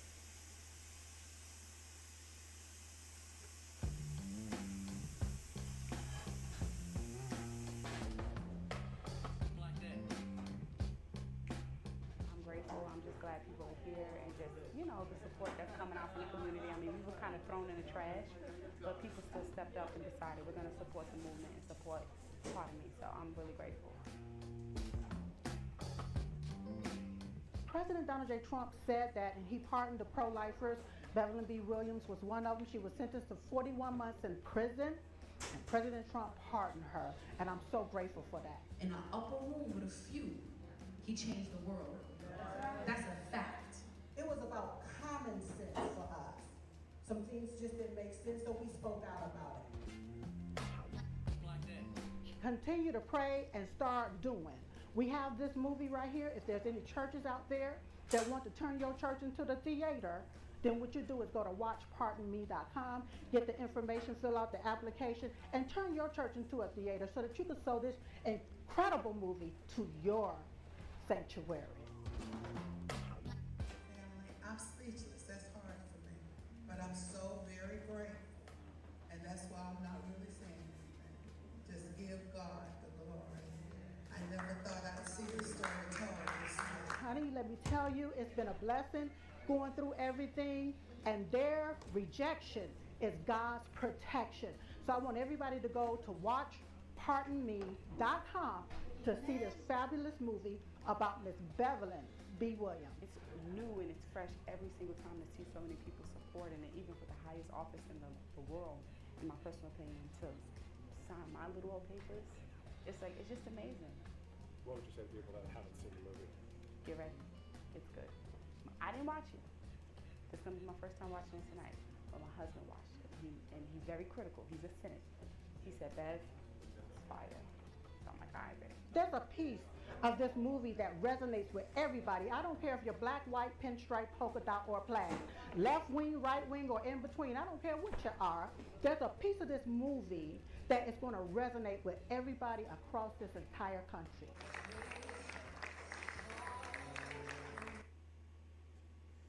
Welcome back to Right Side Broadcasting Network. This Monday, August 18th, all this coverage of what could be history today. We saw Friday, President Trump in Alaska with President Vladimir Putin of Russia and the Russian Federation, and now several European leaders along with President Volodymyr Zelenskyy of the Ukraine. I'm Robert McNeely. A pleasure to be with you today. Amazing coverage this morning by Mr. Matthew Alvarez, just detailing everything happening right there at your White House, the People's House. When the Marine is standing outside of the West Wing, it means that President Trump is in the Oval. You just saw the great questions by outstanding media colleagues who are focused on what could be peace come this Monday. Now, a large multilateral meeting taking place in about 10 minutes. We saw as the European leaders entered the South Lawn of the White House and greeted by Monica Crowley at that lovely door there to bring them into the White House to discuss what is monumental. And we know that Hillary Clinton and John Brennan both stating that if President Trump is able to pull this off, they themselves will end up nominating him for the Nobel Peace Prize. And we know that's been the case, whether it's Prime Minister Benjamin Netanyahu of Israel, to the government of Pakistan, and countless congressmen and senators, including Congresswoman Claudia Tenney of New York, who said that she has officially submitted those papers for Oslo, Norway's top reward of peace, the Nobel Peace Prize, something famous, some of the big names in world history receiving just that. And this president definitely deserves that kind of honor, because if Barack Hussein Obama was bestowed with that and then ended up firing drones almost in every single direction, including the African continent, then this true peacemaker, Donald John Trump, deserves it, with peace being brokered between Iran and Israel after a 12 days war, to Rwanda and the Congo, mentioning that there in the Oval Office, a brutal 31-plus year war, millions and millions, countless dying in tribal warfare, the worst, in fact, in the 20th and early 21st centuries post-World War II. And then you have Cambodia and Thailand as well. President Trump on the phone with them after they visited the White House, but also this is during Trump-Turnberry, the last time he saw UK Prime Minister Starmer and the European Union President, who are both at the White House today for these meetings, saying that we'll pull out of these new trade agreements and you will not be able to access the United States markets if you continue to fight with one another. Also, historic peace between Armenia and Azerbaijan, a Christian genocide that sadly most in the American media would not cover over the course of decades and generations. Something that was very prominent in Los Angeles with parades and peaceful protests, the Christian community there coming together, wanting to stop that over the years during the Iraq invasion and everything that we've faced as a nation in the Middle East over the course of 30-plus years of neocon and neoliberal establishment globalist politics. But President Trump's doctrine, different than all of that, because it does not serve the legacy media, it does not serve those who create those weapons of war here at home and abroad. It serves the greater good, as he just mentioned there in the Oval Office with President Zelenskyy and Ukrainian counterparts, to Vice President J.D. Vance, Secretary of State Marco Rubio, and Steve Witkoff, along with SecDef Pete Hegseth, all there on hand to discuss the peace that really is needed. President Trump remaining consistent on that message. It is peace through strength. I want the killing to stop. That is the main focus, and questions coming across those couches and that main foyer in the West Wing, the Oval Office. That, why do you think the legacy media does not report on this? Are they really working against peace for the United States? And if that's the case, it's sad if that is the narrative, because we do know that President Trump would have prevented this war had he been reelected appropriately, as he should have been in 2020. And President Putin said just that on Friday in Anchorage, Alaska, that they have a strong business relationship and respect for one another, but without a shadow of a doubt, if President Trump had remained in office, that Russian invasion of Ukraine would not have happened. From Putin's lips to our ears. A stunning admission on Friday as they met for roughly 3 or so hours with the Russian Federation and United States officials focused on pursuing peace. That was the Peace Summit on Friday, and now this moment, President Trump will be speaking with President Putin after this meeting, this multilateral meeting with President Zelenskyy of the Ukraine and European leaders on hand at this close to 3 o'clock hour on the East Coast. And we're bringing it all here for you, right here on your go-to network, Right Side Broadcasting Network. And last week, a large week. It's always a big week for this president. And as the superstar Caroline Leavitt lays it out so well, the MAGA Minute showcasing the successes, and Marco Rubio, the Secretary of State, going on some Sunday morning shows and really showing Meet the Press that they sometimes showcase things that are simply not true. In case you missed it, the Secretary of State stating that it was agreed to by all the best way to end this conflict is through the peace deal, a full peace deal. That there's no doubt about that. We are aiming here for not simply a ceasefire. What we're ultimately aiming for is an end to this war. This is not our war. The United States is not in a war. Ukraine is in a war, and we happen been supporting Ukraine. Now, we happen to also be in the role of the only country in the world where the only leader in the world can actually bring Vladimir Putin to the table, and that's Donald Trump, to even discuss these things. As much as people may not like it, as distasteful as people may find it, the only way to end this war is to get the Russians to agree, as well What do you as guys the think? Ukrainians. How could we the Russians agree stop the to war? the peace deal, and then we will see what happens in the coming days, perhaps weeks and months. But this has been something that's been Thank you discussed guys 200 so plus much days for into this joining and administration. watching President this Trump with saying me it's a bit and trickier commenting and while not chatting. as easy as Thank one you for would the make it out to likes. be. But with And you this to support me on record of Patreon. countless My other link is in my nations coming bio, to my, peace YouTube. through the influence I of the always Trump doctrine, appreciate any this one support, should guys. happen as well, just a bit more complicated Thank than you. others. Now, Secretary of State Marco Rubio also continued that the only way to reach a deal is for each side to get something and each side to give something. That's been very difficult. If it was easy, this would not have happened. It's been going on for 3.5 years now. That's why Zelenskyy is coming today. We are trying to find ways we can reach both sides and agree for both parties. Thank you to our sponsors here at Right Side Broadcasting Network Live, allfamilypharmacy.com/RSBN. Ivermectin, mebendazole, now 25% off. You can use that code RSBN10, RSBN10 for an extra 10% off. A wonderful company. Think about the PBMs, the insurance companies that dive also into owning pharmacies. They're double dipping, they're taking advantage. That's why President Trump signing that executive order earlier this year to make sure that you, the American people, can afford prescription medications that in some places in the world you can actually get the same exact kind, the same exact drug, in fact, for much less. Now, with this online pharmacy, they are fighting back for you, the American people. It's 200 essential medications, including antibiotics, including emergency medical kits that you can take on the road with you, whether it's by plane, train, or automobile as you wrap up your summer vacations. Hard to think that this year is just flying by with Labor Day 2 weeks from now, the unofficial end of summer. I know you don't want to think much about that, but I know school is in full swing now, K through 12, even the colleges, everyone back for what will be a semester of learning, love, and ideally peace as this president fights for it. So why not get your medical house in order?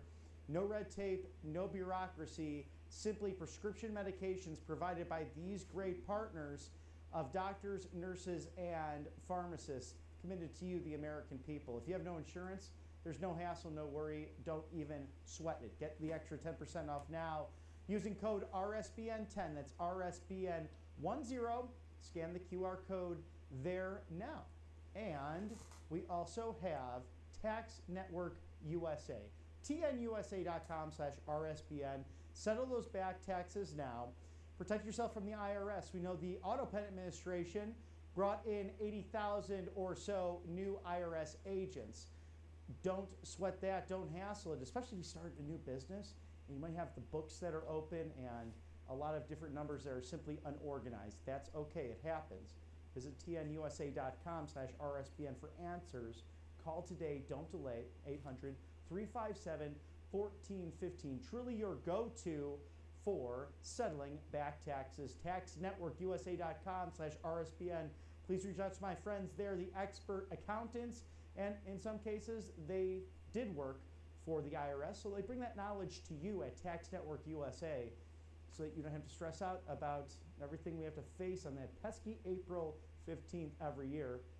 Federal taxes. Tax Network USA Incorporated, thank you for sponsoring us on the right side of history as the bilateral meeting is underway and being conducted right now. President Trump and European leaders to hold this multilateral meeting at this moment in order to ideally bring peace to a region that has been war-torn for the last 3.5 years. As you enjoy there the changing of the Marine Guards, always something extraordinary to watch. We know what they stand outside in order to welcome foreign dignitaries or even locals to see the President of the United States. They will be at that door at attention, and that means that the Commander-in-Chief is in the Oval Office. They train countless hours in order to serve in this ceremonial role and are some of the finest in the greatest fighting force the world has ever seen, our Marines. Now, the Trump economy ignites record-breaking earnings,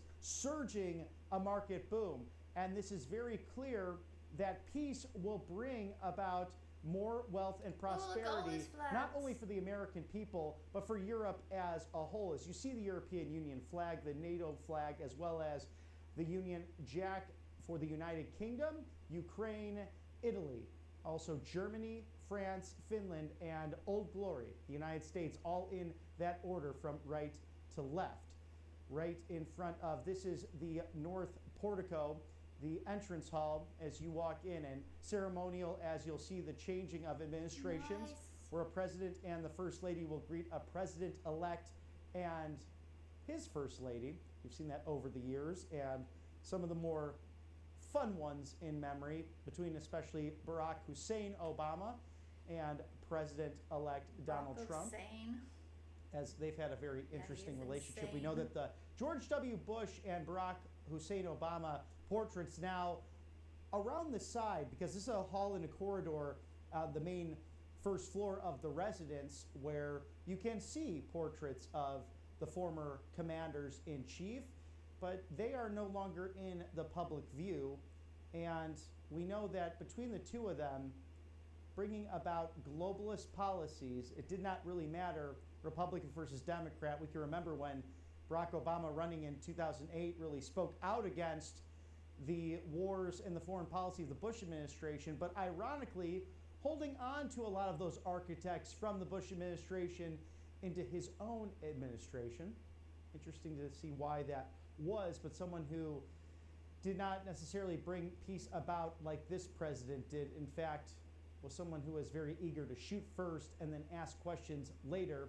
President Trump focused on bringing friends and foes together, willing to dialogue with just about everyone. And we'll see this family photo of sorts between Western nations. Again, the United States from left to right, Finland, France, Germany, Italy, the Ukraine, the United Kingdom, NATO, and the European Union. Those flags there represented by the leaders who are in attendance today, a historic day on this Monday, August 18th of 2025. This is following the meeting, in case you missed it, on Friday between President Trump and President Putin of the Russian Federation in Anchorage, Alaska. And as they wrapped those comments in a joint press conference after the nearly 3-hour or so meeting in Anchorage, President Putin said, "I look forward to seeing you again, Mr. President Trump, and you are more than welcome to visit Moscow." So we'll see if President Trump takes him up on that invitation to the Russian capital. But for immediate release on this excellent and glorious Monday, the Trump economy ignites record-breaking earnings surges and market booms, according to the White House, under President Donald Trump's leadership. Bold pro-growth agendas and policies, American businesses are thriving like never before, shattering earnings forecasts and propelling the stock market for continued record highs. Now, the aggregate S&P 500 earnings per share are up over 11% over the course of the last year. This is almost 3 times higher than the consensus expectation. Now, 84% of companies have beaten Wall Street estimates, the highest share forecast by more than a standard deviation of estimates. This is according to Goldman Sachs. And now 58% of companies increased their full-time guidance for the course over the last year, doubling the number from the first quarter. So the S&P 500 is up nearly 10% so far this year alone, hitting a one new record high year after year after year. And we've seen this from the first term into now, and with 200 plus days into this administration. Can you imagine by the time it's supposed to end in January of 2029, just how much prosperity, peace, and growth and the strengthening of the American dollar can happen in result of these Trump policies? Now, as mentions the word recession in corporate earnings calls are down at least 84% compared to just last quarter alone. Now, the quarter has been marked by one of the greatest frequency earnings on record. This is according to David Kostin. He's the chief United States equity strategist at Goldman Sachs. Companies are citing President Trump's landmark One Big Beautiful Bill as a key catalyst for renewed economic optimism, predicting customer growth, boosted cash flow, and accelerated investment, stemming from the landmark bill's pro-growth tax reform. Now, according to Bloomberg, Goldman's Kostin says S&P 500 earnings surged past expectations this quarter alone and throughout the entire year. Business Insider, what tariffs? S&P 500's companies are wrapping up one of the strongest earnings sessions on record. And the Wall Street Journal has said, too, strong crops of earnings eases investors' economic concerns. So all of this coming at a very crucial time. And this president focused on that because, in turn, peace brings economic stability not only for the United States, but also for international security worldwide. And we know now, as this meeting stands, Ukraine said, according to President Zelenskyy, that he cannot constitutionally give back any land, according to his own mandates. Now, it's interesting because during the course of this war, he actually did suspend elections. And one of our friends and dear colleagues asked that question just moments ago in the Oval Office. Will you hold elections? And President Zelenskyy committing to that in this forthcoming peace deal, God willing. But he's still very stringent on giving back any Ukrainian land in this mix. But we know, according to Secretary of State Marco Rubio, mentioning this on the Sunday shows and throughout today's meetings, that somehow, some way, both sides need to cede something. So both come in very strong-willed, strong-headed perhaps. We've seen that from Putin and Zelenskyy in the past. But what will ultimately come of this and the only person who can bring them to the table, and to bring so many leaders on such a short notice, President Donald Trump, in his mission to bring peace to the Western world.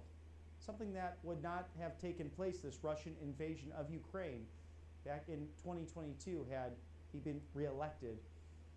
And we do know that from the living predecessors, Vladimir Putin, since he's been president of Russia and at the head of that government, really over the course of the last 25 or so years, only President Trump was able to keep him located in Russia, not invading other sovereign lands.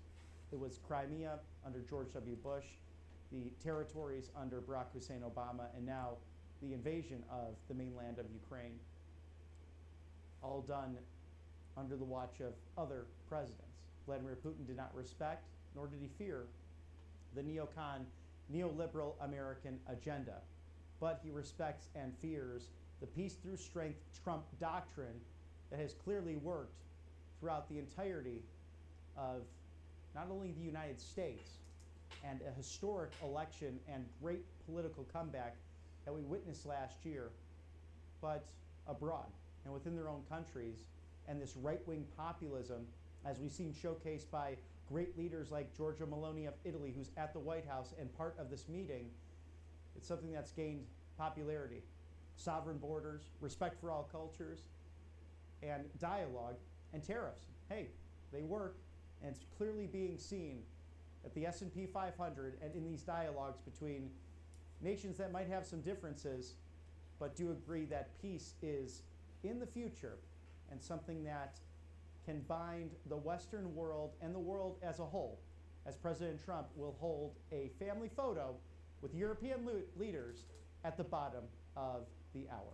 This is Right Side Broadcasting Network's live desk. I'm Robert McNeely. Stick with us on this potentially historic day at the White House, your house, 1600 Pennsylvania Avenue, President Trump meeting with European leaders. We'll take a quick commercial break and we'll be right back with you here on Right Side Broadcasting Network. Welcome to Right Side Broadcasting Network, your trusted conservative news outlet. At RSBN, we deliver the truth when the mainstream media falls short.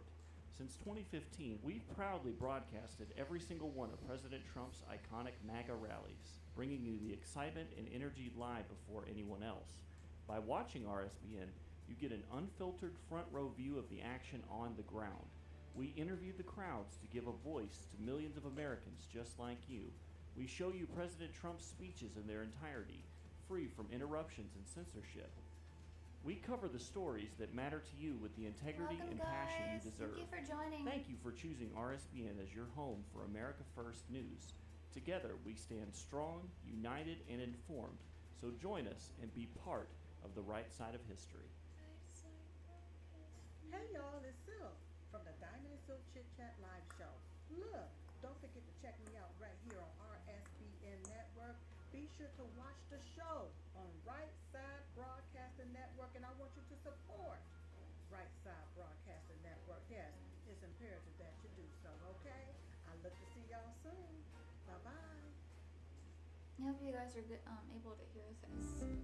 Some of it's low. allfamilypharmacy.com/RSBN. You can scan that QR code now, RSBN10. That is the code, easy to remember, for 10% off. This is ivermectin, hydrochloroquine, antibiotics that will save you and yours from bacterial and viral infections, NAD+, and much, much more. 200 essential medications and emergency medical kits, the meds you trust delivered to your door.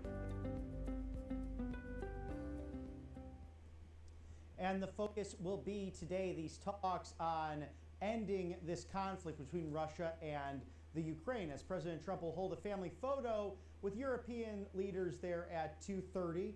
Again, welcome to Right Side Broadcasting Network. If you were watching all morning, great coverage from my colleague Matthew Alvarez on a historic day here at the White House, and President Trump already meeting with President Zelenskyy of the Ukraine in the Oval Office with their counterparts, and the Vice President J.D. Vance on hand with Steve Witkoff, the Special Envoy, Secretary of State Marco Rubio, Secretary of Defense Pete Hegseth, and the most powerful woman in really the world, if not only the United States or Washington, D.C., Susie Wiles on hand for that very important meeting. Now, President Trump and European leaders meeting right now, and from left to right, Old Glory there, Finland, France, Germany, Italy, the Ukraine, the United Kingdom, NATO, and the European Union, their flags all represented there as the former Dutch Prime Minister Mark Rutte and his new role as NATO Secretary General really coining some terms in recent meetings, whether already be at the White House some weeks ago or at the NATO security meeting in Brussels, Belgium, that took place just weeks ago, stating that President Trump has been like the daddy of the Western world and helping, assisting with NATO and Europe, but Europe through NATO purchasing those Patriot missiles to assist Ukraine. So as President Trump said in the Oval Office today, it's not so much giving these weapons as it is, there is an exchange, there's a monetary exchange, and that's rightfully should be done according to the NATO Secretary General, because America is a sovereign nation and borders respected once again. With the anti-globalist agenda, the more positive way to go about things, something that was missed during the Autopen administration of neocons and neoliberals trying to export their globalism, that won't stand here in this golden era of America. So the talks will focus on how to end this war with Russia. This follows President Trump's summit with Russian President Vladimir Putin in Alaska on August 15th. Now, President Trump telling media outlets that they have agreed upon most of what will take place, but not all issues. It's really up to President Zelenskyy to get this done. And President Zelenskyy and European leaders are keen to learn about what the two leaders discussed in Alaska. In case you missed that meeting, here's a quick recap of what took place on Friday. I believe we had a very productive meeting. There were many, many points that we agreed on, most of them I would say. We really made some great progress today. I'm going to start making a few phone calls and tell them what happened. But we had an extremely productive meeting and many points were agreed to. I would like to thank President Putin and his entire team. We're going to stop thousands of people a week from being killed, and President Putin wants to see that as much as I do. So again, Mr. President, I'd like to thank you very much, and we'll speak to you very soon and probably see you again very soon.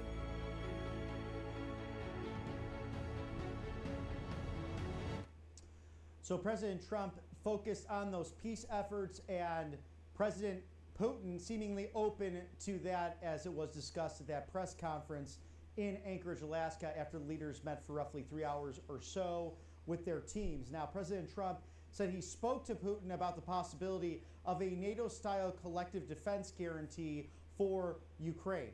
And U.S. Special Envoy Steve Witkoff told another network that Putin had agreed on Friday to robust security guarantees that would describe as game-changing, to quote Steve Witkoff, also stating that Moscow had made several concessions in the discussions regarding 5 Ukrainian regions that Russia fully or partially controls. Now, during the summit, it is widely reported that Putin has demanded Ukraine withdraw from the Donetsk and Luhansk regions as a condition for ending Russia's war. Now, Special Envoy Witkoff said that there is an important discussion with regard to Donetsk. That discussion is going to specifically be detailed today, so stay tuned for that as European leaders meeting with President Trump and his team, the national security apparatus of this United States, right there at the White House. Now, on Truth Social Sunday night, President Trump said reclaiming Crimea or entering NATO was off the table for the Ukraine altogether. Also, President Trump told President Zelenskyy and NATO leaders during the call on Saturday over the course of the weekend on August 16th that President Putin does not want a ceasefire and prefers a comprehensive end to the war. And on Sunday night, after the arrival of President Zelenskyy in Washington, D.C., the Ukrainian leader stated, "We all share a strong desire to end this war quickly and reliably. So that's where everyone is coming together in this moment to potentially end a 3.5-year bloody conflict that has left the world a much more dangerous place. Now, a virtual summit was held on Sunday between Zelenskyy and the so-called Coalition of the Willing. This group of nations, including the United Kingdom, France, Germany, that have all pledged to protect peace in Ukraine once it is achieved. And afterwards, President Emmanuel Macron of France told reporters that their plan was to present a united front for Monday's talks with President Trump. He said that if we show weakness today in front of Russia, we are laying the ground for future conflicts.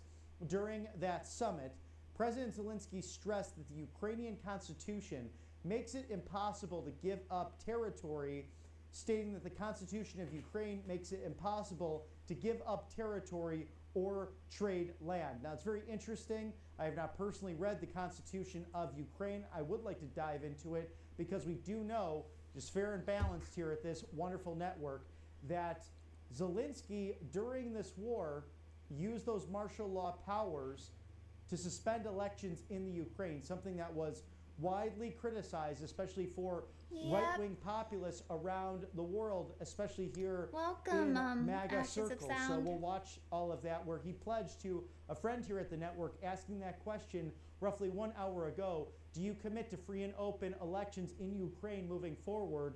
And Zelenskyy saying, yes, I do commit to that. And to note, the Ukrainian leader today wearing a suit, a black suit at that, with seemingly no tie or even a bow tie, but a black, very, almost as if he's attending a funeral. But let's hope that with that suit will mean more peace. Now, at a news conference on Sunday in Brussels, Belgium, President Zelenskyy and European Commission President Ursula von der Leyen said, we welcome President Trump's willingness to contribute to Article 5, like security guarantees for Ukraine under the NATO articles, and that the Coalition of the Willing, as you see there, the United States, Finland, France, Germany, Italy, Ukraine, the United Kingdom, NATO and Europe, the European Union, this is ready to do its share. The European Union specifically. She also urged talks among the presidents of Russia, Ukraine, and the United States as soon as possible. And President Trump, he could be on the phone or just finishing that up as he's meeting with European leaders, with Vladimir Putin, the leader of the Russian Federation, stating that he would call him as soon as the meeting with President Zelenskyy was concluded in the Oval Office. We will bring you all of that coverage as we have done since this morning. A historic day, perhaps, for the world to seek peace to end this 3.5-year conflict, as President Trump focused on that even last week with bringing peace and security to our nation's capital, using home rule in the District of Columbia to secure what has been crime-ridden and awful in the the city. And within a week, it's really been remarkable. He said today in the Oval Office, even a Democrat friend said to President Trump, Mr. President, we went out, him and his wife, to dinner for the first time in 4 years. They were that nervous just to go out for a night on the town. We've seen staffers, interns, people who rely on public transportation in our fine nation's capital be mugged and humiliated, harassed, robbed, and with violent crime up against them. And sadly, DC Metropolitan Police seem to skew those numbers, but now with the federal apparatus and the National Guard, in fact, the DC National Guard has to report to the President of the United States. It all began with its creation under President Thomas Jefferson in the early 19th century. We see now that this president means business about international security and domestic tranquility. We have that recap video from the security in the nation's capital from this past week. We're going to rebuild our cities into beacons of hope, safety, and beauty better than they have ever, ever, ever been before. We will take over our horribly run Washington, D.C. and clean up, renovate, and rebuild our capital so that it is no longer a nightmare of murder and crime. We're going to get all the graffiti off the marble. We're going to fix the roads and the medians, which are falling down all over the streets. Washington, D.C. will become a symbol of beauty, security, freedom, and strength.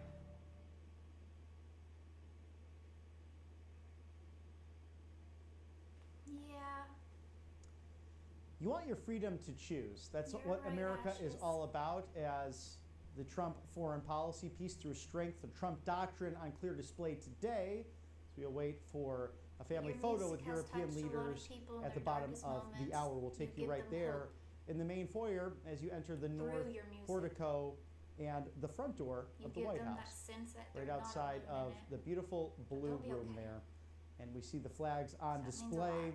with the world Not just to leaders me, but meeting for together everybody. at this very moment. So God bless you. Now, with all this going on around the world, you need your medicine cabinet stocked. And again, you want that freedom of choice, but you don't have a doctor who will prescribe some of these life-saving medications because they're involved with the PBMs and the insurance companies that actually own the local pharmacy. And then where does that leave you? Without life-saving medications like ivermectin, mebendazole, NAD+, methylene blue, hydrochloroquine, among many others, antibiotics, antivirals, emergency medical kits that could save your life. So where do you turn? It's allfamilypharmacy.com/RSBN running this great deal, specifically ivermectin, mebendazole, 25% off, and code RSBN10, RSBN10 still good for all of these savings for your life-saving medications to stock up in your medicine cabinet or take with you on your summer vacations. Can you believe that we're 2 weeks away from Labor Day? Request the medication you want online before the busy rush of that 3-day weekend. When approved by the doctor with this pharmacy and the prescription needed for these medications, only 2 to 3 days, comes right to your door. No red tape, no hassles, no headaches. If you don't have insurance, don't worry about it. This group, this team, these pharmacists want to provide for you, the American people. Their goal is simple, to put health back into your hands, and you can do that right now. allfamilypharmacy.com/RSBN. Once you take care of your health, let's take care of your financial freedom, and that's with gold, monetary gold, in fact, the best in the business, wealth, security, preservation. Grab your complimentary presidential gold guide right now. Call today, don't delay. It's 800-476-7790. That's 800-476-7790. Call immediately to discover how you can eliminate IRA fees permanently. It's rsbnforthegold.com. That's rsbnforthegold.com. Bank of America just announced the U.S. dollar is on the verge of collapse. And think about this, your savings, your retirement, everything you fight for so your kids can have that American dream. History tells us when paper money fails, it's these precious metals, gold and silver, that come in for the win. In fact, it's covered the whole host of over 5,000 years of human history. That's why now it's the time to call Monetary Gold. Again, ask how you can eliminate those annual IRA fees permanently. rsbnforthegold.com, 800-476-7790. And don't wait for the collapse of a monetary program or policy to happen. Get that gold and silver. Protect yourself, and you see the man who seems to have that Midas touch of gold right there on the front cover with your complimentary presidential gold guide from Monetary Gold. Let's make it a bull market once again, and the best way to do that, protect your financial assets. As we await President Trump to be with the leaders of Finland, France, Germany, Italy, the Ukraine, the United Kingdom, NATO, and the European Union all meeting together for this extraordinary family photo, which you should see moments from now. They're meeting at the moment, and we'll see how this all goes down. So at the moment, President Trump has met with President Zelenskyy in the Oval Office. Somewhere in between all of these multilateral meetings, so it goes from bilateral to the multilateral, there will be a phone call, President Trump, to alert President Putin about what's been discussed thus far, perhaps specifically regarding what he discussed with President Zelenskyy in the Oval Office. We'll take you to all of this as it's been happening just over the course of the last hour or so. And minutes from now, the family photo and more meetings to take place. Stick with us here at Right Side Broadcasting's live desk covering all of this. Now, according to the Special Inspector General's report to Congress from January 1st of this year through March 31st, since February of 2022, Congress has appropriated or otherwise made available $184 $0.81 billion for the Operation Atlantic Resolve and the broader Ukraine response, of which $34.26 billion remained available for obligation. During an interview with the Associated Press from Groundhog Day, February 2nd of this year, President Zelenskyy stated that of the approximately $177 billion in US dollars in aid approved by the US for Ukraine, the country has received about $76 billion I'm actually of that surprised. dating You've got, back to the there's a lot auto of pen. people who Now, gets confused some history between a context beaver on all and a of this. groundhog. Dating back to the collapse of They're the very Soviet two different Union animals. during President And you George can tell them H.W. apart. Bush's tenure, One has and this was from a paddle 1989 to for tail, 1993, all of the amazing and work one has of a the fluffy Gipper tail. and President Ronald And Reagan one's a lot laying it larger out than of the other American two. foreign policy. It's very One lives simple. more We in win, the field, they lose, period. You can be one reminded lives of that by more Dennis towards, Quaid's like, great biopic from water. last year, Reagan, not only on the life of the man, but his presidency, and specifically how he really helped end the evil empire and the Cold War. But the ultimate collapse coming during his vice president's tenure when President George H.W. Bush was in the Oval Office in 1991. What followed, many different peace agreements and discussions then between the Clinton administration and the new Russian Federation. And what happened there was an agreement to remove nuclear missiles from specifically the Ukraine, but an open-ended agreement that we would always protect their apparatus, almost enhancing that Article 5 of NATO, arguably, but NATO also promising that it would not encroach upon the Russian western border. So instead that it would not add states. It has done that since with Finland and Sweden after the response of the Russian invasion of the Ukraine.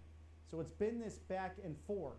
And we know during the first term of President Trump that he did give Javelin missiles. Instead of selling them, he offered them up for the protection of the Ukraine even prior to this conflict, and that Barack Hussein Obama gave them blankets. Really left the Ukraine out there to spoil.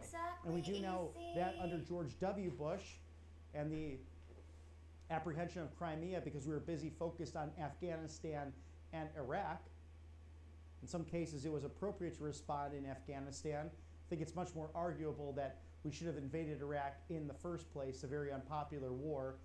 We know there were no weapons of mass destruction thanks to our intelligence community, who claimed that there was yellow cake all over and that Saddam Hussein had hidden those missiles. But we did not find anything after the conflict of the Iraq war. So what say you about that? I know people have varying degrees of opinions on it, but because of all that distraction, Vladimir Putin was able to go in on a power vacuum. And we saw the obtaining of Crimea, that important island right there in the Black Sea, and that also leading to territorial gains under Barack Hussein Obama. It stopped with President Trump because a new top dog was in town to make sure that America First foreign policy was actually adhered to, and that common sense and a lasting peace could happen around the world. It began in that first term, and then that collapsed under the auto pen, and those globalist structures that seem to welcome war and not sit down for the peace. Even the former UK Prime Minister, along with President Otto Penn, had the opportunity for peace early on in the Russia-Ukraine conflict, 6 months in, and they let it go by the wayside. And you wonder why that is, what global apparatus and structures caused that to all happen, and what's turned into a stalemate of 3.5 years of bloody conflict, with over 1 million Ukrainian and Russians, both military and civilian, passing as a result of what should have never happened in the first place. Now, to give you some background on Volodymyr Zelenskyy, he was born in the Kiev Central Ukraine region on January 25th of 1978. He grew up as a native Russian speaker, but is also fluent in Ukrainian and English. He received his law degree from the Kiev National Economic University, but decided to pursue a career as an actor, comedian, scriptwriter, and producer. In 2015, he played a school teacher who was elected president in a popular television series called Servant of the People. In 2019, he went on to do just that, win the presidential election in Ukraine, unseating Petro Poroshenko. Now, during his presidential campaign, Zelenskyy promised to end Ukraine's protracted conflict with Russia. He attempted to engage in dialogue with Russian President Vladimir Putin, and an escalation of tension since 2021 culminated in Russia's full-scale invasion of the Ukraine in February of 2022. Now, in July of 2025, President Zelenskyy said he has submitted a draft law to reinstate the freedom of two anti-corruption bodies in Ukraine, days after nationwide protests broke out over the changes curbing their independence. He canceled elections during this conflict. That's just a cold, hard fact and something to be noted. Now, according to a recent survey, 52% of Ukrainians have a strong, this is 30% of them, or somewhat 22%, favorable opinion of Zelenskyy, while 31 had an unfavorable one. Vladimir Zelenskyy and his wife Olena Zelenskyy have two children, a daughter Alexandra and a son Kirlo. So that's a little bit of a background on the Ukrainian leader Vladimir Zelenskyy. It's been interesting to see a clash of civilizations, two that are relatively similar, Ukrainians and Russians, especially two traditional Americans, mostly Orthodox worshipers, mostly Christian backgrounds, and as President Trump put it, some of the most beautiful buildings and architecture you would find all over the world. And sadly, many of those marks, historical areas, brought to crumbled dust and rumbled, destroyed platforms that were once shining churches and libraries and buildings that would give you great hope and inspiration for the future. But it seems as if Putin and Zelenskyy can actually come to terms and have discussion with these extraordinary leaders throughout the world who seem to be very serious, especially President Trump, who has called for the end of this. Please be safe. We will have that peace that so many people seek, that so many Americans of Ukrainian and Russian descent want to have. Because here's what's interesting about this as well, with, especially during the Auto Pen administration, Belarus and Poland, Ukraine, these countries that come up on the Eastern European border with Western Russia, many of those people could not seek asylum and refugee status in the United States because we had an open border policy bringing millions and millions and millions in from Alejandro Mayorkas and the Auto Pen, all while stating that somehow our sovereign border was closed. And nothing could have been further from the truth. It was a mix of incompetence and also perhaps treason, as we see reports recently with the fact that the Barack Hussein Obama administration seemed to help lead the Steele dossier and the Russia hoax of Crossfire Hurricane. And how much did they know when? We'll see this with subpoenas forthcoming over the next several weeks with James Comer leading House Oversight. Sadly, it may lead to nothing, but we do hope here at the Right Side Broadcasting Network live desk that liberty and justice for all will prevail. Because our system of constitutional republicanism, law and order, and the rule of law in this country, all under God and the idea of natural law that started our constitutional republic, will be upheld in 250 years. Still being a young nation, but one that, regardless of what you obtain, titles-wise, whether you serve in Article 1 of the legislative, Article 2 of the executive, Article 3 of the judiciary, that you're still not above the law.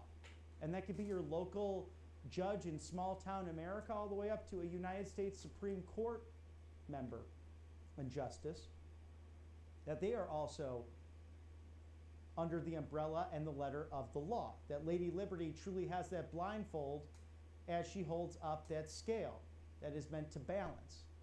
As President Trump is attempting to balance world peace in his hands today, and just over the course moving swiftly in a matter of hours to end the week last week on American soil all the way up in Anchorage, Alaska, meeting with President Putin of the Russian Federation and Russian counterparts to discuss the terms of peace, pursuing peace.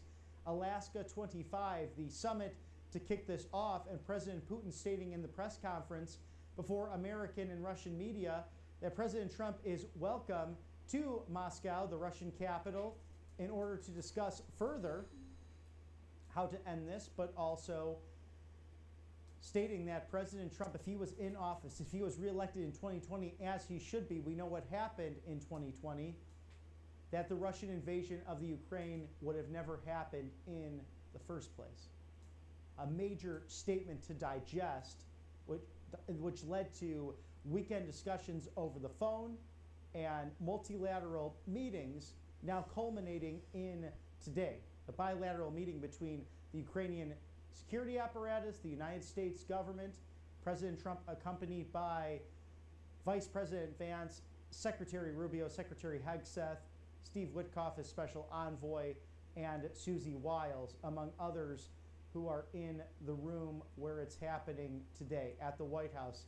One of the most historic buildings in our country, a residence, an office place, and also your house, the people's house, something you can tour and see in these hallowed halls on hallowed grounds.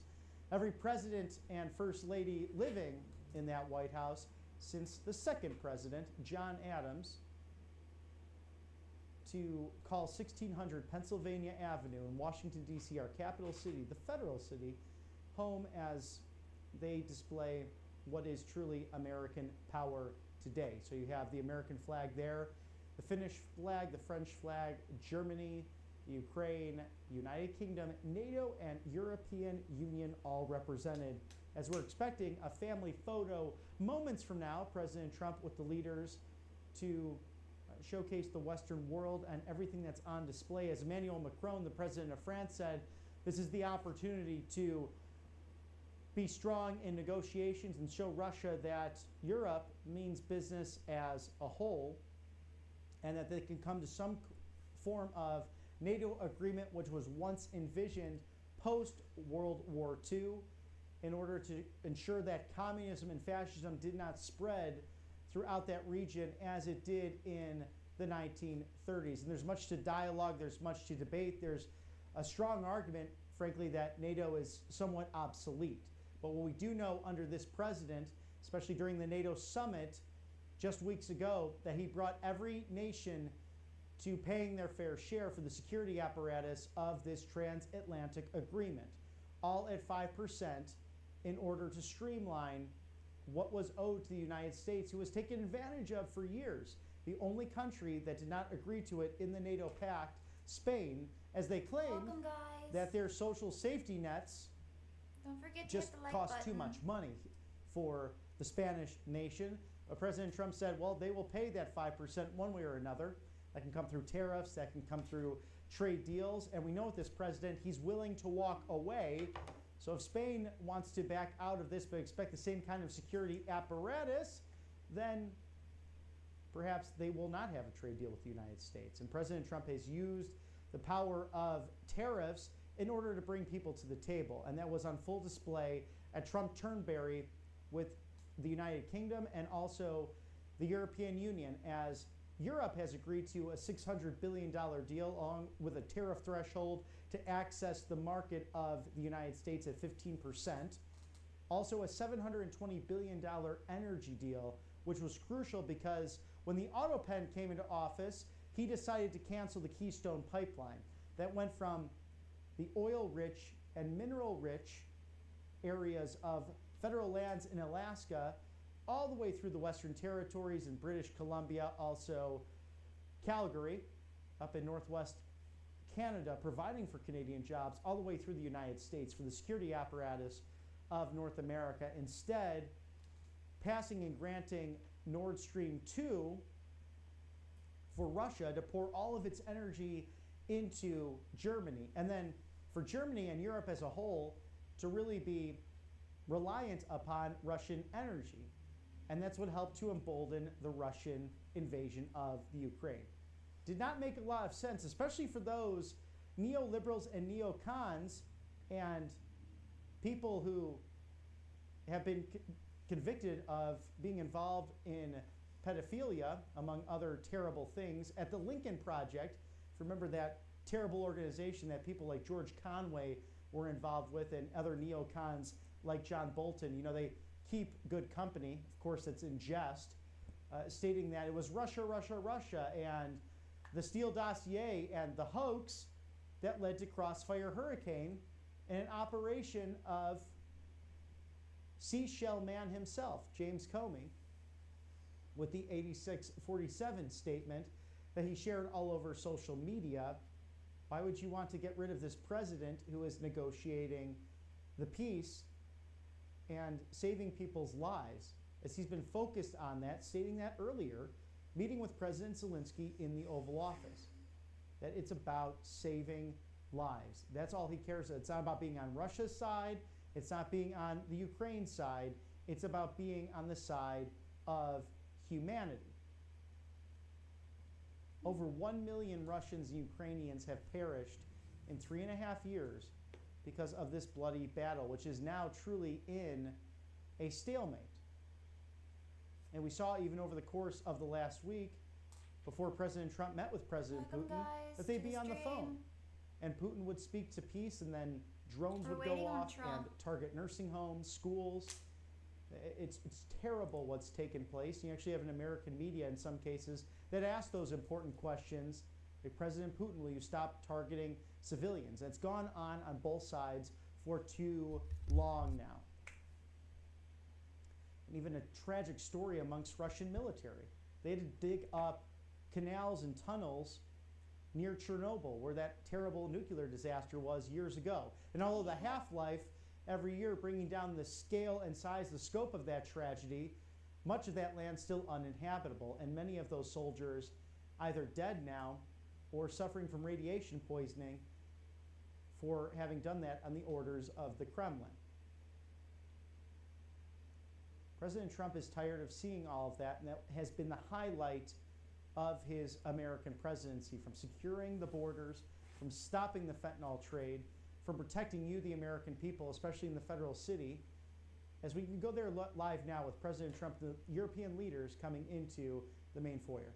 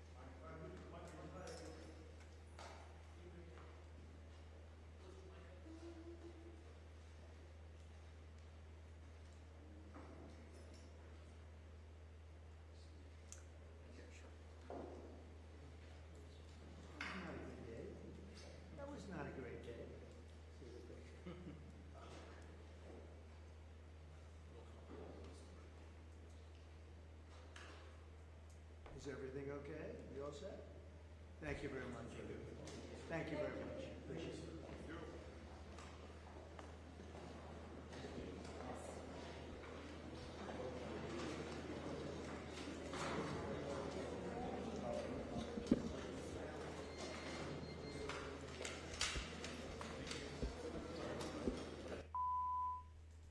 And that is the family photo of President Trump and the United States with European leaders. They're now going to their multilateral meeting there at the White House, which was or is scheduled for 3 o'clock Eastern, so 12 minutes from now.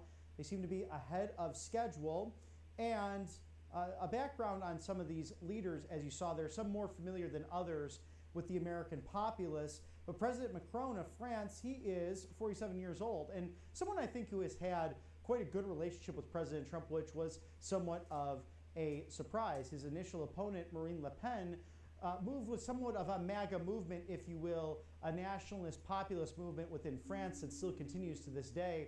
He was once a socialist in France of the Socialist Party, now independent, and someone who really built up the peace through strength motto as president of France, enhancing his military, enhancing Bastille Day celebrations, and someone that his first lady and also Melania Trump have really had a friendly relationship. You can see that when the four of them do get together on a relatively regular basis. So that was, I think, a bit of a surprise, as he was endorsed by President Barack Hussein Obama during that race in 2016 against Marine Le Pen. But President Trump actually mentioning that in his first term, one of those surprise relationships happened to be him and Emmanuel Macron. And sometimes these things happen regardless of conservative or liberal or ideological background.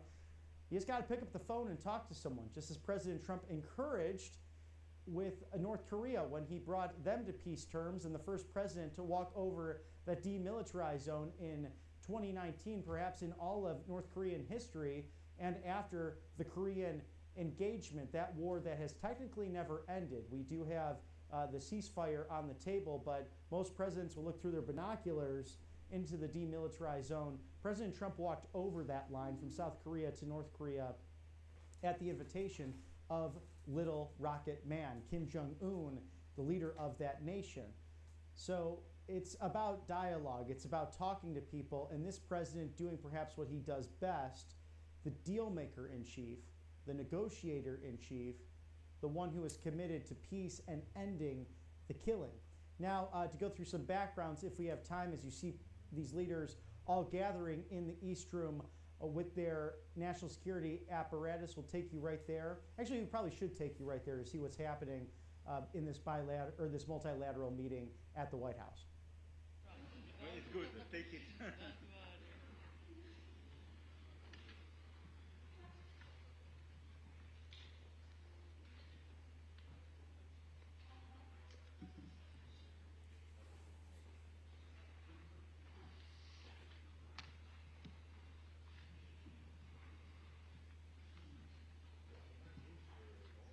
Isn't it it's such an incredible place. Well, we're building a big a ballroom. Beautiful. Right here. If you go, it would be right through that, right through here. How are these guys It's going to be, I'll tell you about, it's going to be behind fantastic, actually. You can let them come in. I think we're going to have a successful talk today. Please, come on in. Do you guys want to take some questions or anything? Sid. Hi, Mark. Yeah, good.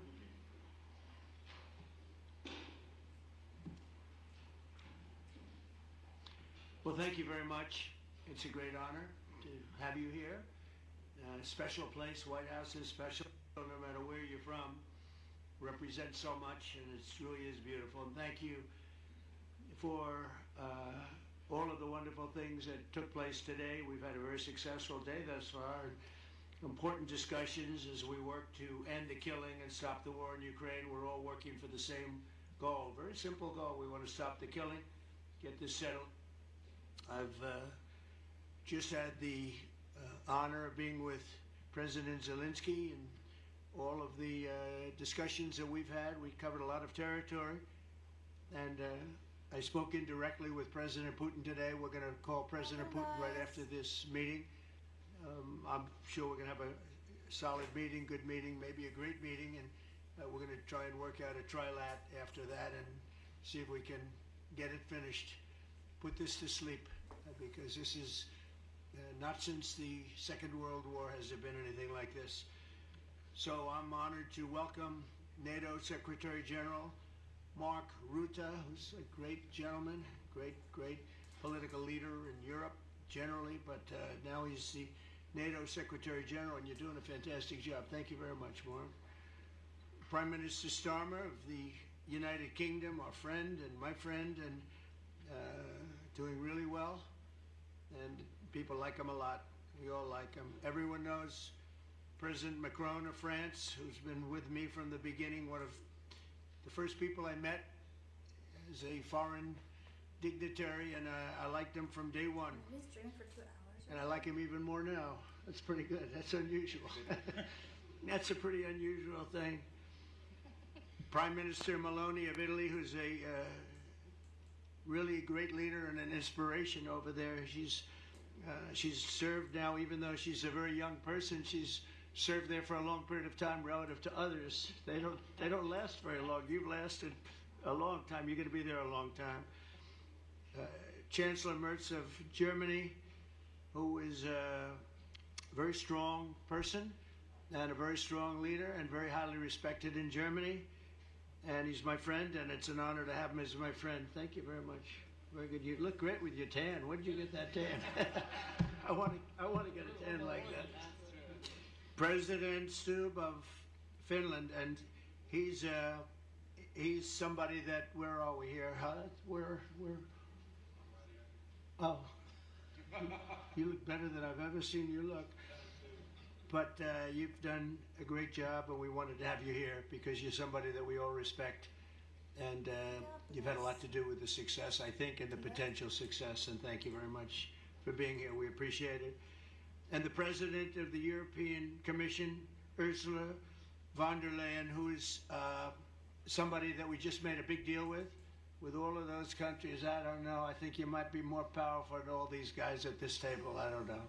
But we had a great negotiation, and you're respected all over the world. So I want to thank you very much for being here. It's a great honor to have you.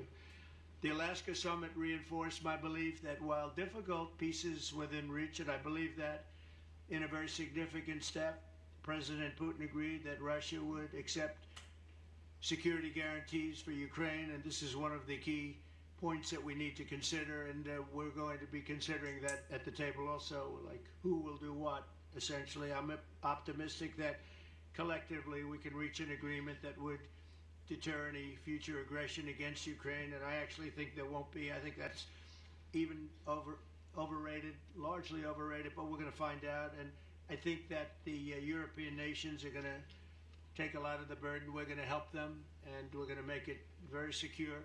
We also need to discuss the possible exchanges of territory, taking into consideration the current line of contact. That means the war zone, the war lines that are pretty obvious, very sad actually to look at them.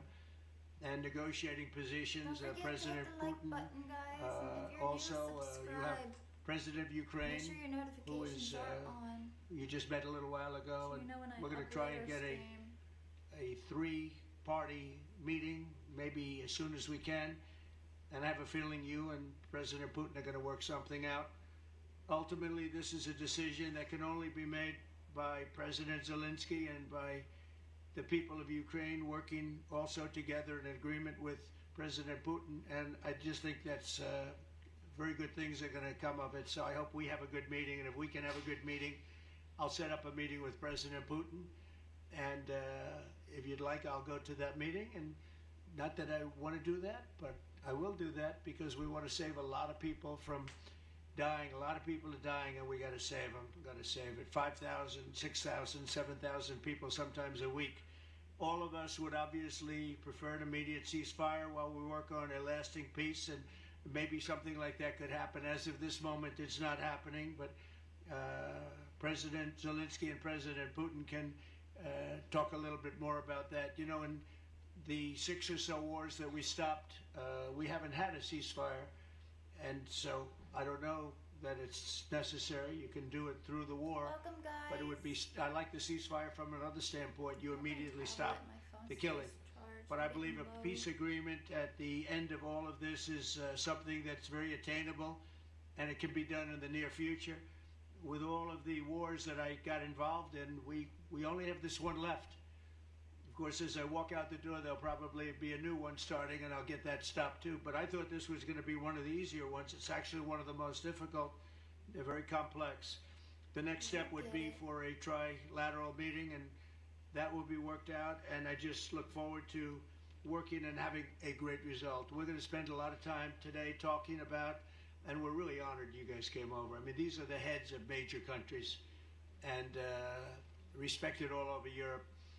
And they speak for, largely, I think I should say, but pretty much for the other countries of Europe. And we will come to a resolution today, I think, on almost everything, including probably the security. And that's pretty much the story. I'd like to say, Mr. President, would you like to say something? You have the media. If you want, you could come over and you could stand, you could use mine, or you could just turn around, whichever you feel comfortable with. Thank you so much. I can speak without microphone. Thank you so much. I think that we had very good conversation with President Trump. Very good. And it really was the best one. Or sorry, maybe the best one will be in the future. But it was really good. And we spoke about very sensitive points. The first one is security guarantees. And we are very happy with President that all the leaders are here, and security in Ukraine depends on the United States and on you and on those leaders who are with us in our hearts. They have been online before yesterday, and etc. So a lot of countries on the side of Ukraine, our people, and all of us want to finish this war, stop Russia and stop this war. We spoke about it, and we will speak more about security guarantees. This is very important that the United States gives such strong signal and is ready for security guarantees. The second point, or maybe the first, humanitarian direction, very important to exchange all the prisoners, and I think that President will help. And I was very thankful to your wife again, Mr. President, for the letter about our abducted children, and I hope that really it can be a historic role for the people to bring kids back to the families and be happy. Get the people back, yeah. Yes, this is so important, and I'm happy that we discussed it, this track with the President Trump, and I hope that we will find decisions. And then what is very important, that all the sensitive things, territorial, etc., we will discuss on the level of leaders during trilateral meeting, and President Trump will try to organize such meeting, and he said that he will come or not come. Ukraine will be happy if you will both participate. Want me there, I will be there. Yeah, thank you. And I think this is very important. Yes, so security guarantees, bring kids back, and all our people, not only warriors, first of all warriors, and all the civilians, journalists, a lot of people in prison. So we need them back. And guarantees which will work for the years. We spoke about it, and I showed the President a lot of details on the battlefield, on the map. Thank you so much. Thank you for the map, by the way. Good map. It was great. Good map. I'm thinking how to take it back. We'll get you. No. I think that we had constructive, specific meeting, and I'm very thankful to all the leaders who are here, and you help a lot. And so we are happy that we have such big unity today. Thank you, Mr. President. Thank you very much, for hosting us. Mr. President. And I think you'll see that President Putin really would like to do something else. I think when we set that up, when we do, I think it's going to be when, not if. I think you're going to see some really positive moves. I know there's over 1,000 prisoners, and I know they're going to release them. Maybe they're going to release them very soon, like immediately, which I think is great. But we're going to set that up today after this meeting. So very good and great remarks. I appreciate it. Mark, as head of NATO, maybe you could say a few words, please. Yes, I will be very brief. I really want to thank you, President of the United States, dear Donald, for the fact that you, as I said before, broke the deadlock, basically with President Putin by starting that dialogue. And I think it was in February that you had the first phone call, and from there we are now where we are today. And that is, I think if we play this well, we could end this. And we have to end this. We have to stop the killing. We have to stop the destruction of Ukraine's infrastructure. It is a terrible war. So I'm really excited. And let's make the best out of today and make sure that from today onwards, we get this thing to an end as soon as possible. I really want to thank you for your leadership, what you are doing for Volodymyr, but of course also all the European colleagues. It is really crucial. And the fact that you have said, I'm willing to participate in the security guarantees is a big step. It's really a breakthrough, and it makes all the difference. So also thank you for that. Well, NATO also has agreed from 2% to 5%, which is something that is a massive amount of money. And it's 2% that wasn't always paid to 5% that is paid. That's a big difference. And so we appreciate that. That's a great move. Thank you very much. Ursula, maybe on behalf of the Commission, you could say a couple of words. Thank you very much. It's a pleasure to be here. And it's a very important moment. Indeed, we are here, Europeans, as friends and allies. We had a fantastic NATO summit. Together as the two largest and biggest economies in the world, we had the largest trade deal ever agreed. And now we are here to work together with you on a just and lasting peace for Ukraine. Stop the killing. This is really our common interest, stop the killing. And indeed, it's very good to hear that we're working on the security guarantees, Article 5 lies security guarantees, so important. But I want to thank you also that you mentioned the thousands of Ukrainian children that have been abducted. And as a mother and grandmother, every single child has to go back to its family. This should be one of our main priorities also in these negotiations, to make sure that the children come back to Ukraine, to their families. Thank you, and we did. I was just thinking we're here for a different reason, but we just a couple of weeks ago made the largest trade deal in history. So that's a big thing, and congratulations. That's great. Thank you very much, Ursula. Mr. Chancellor from Germany, a very great leader. Mr. President, Please. dear Donald, many thanks for having us today.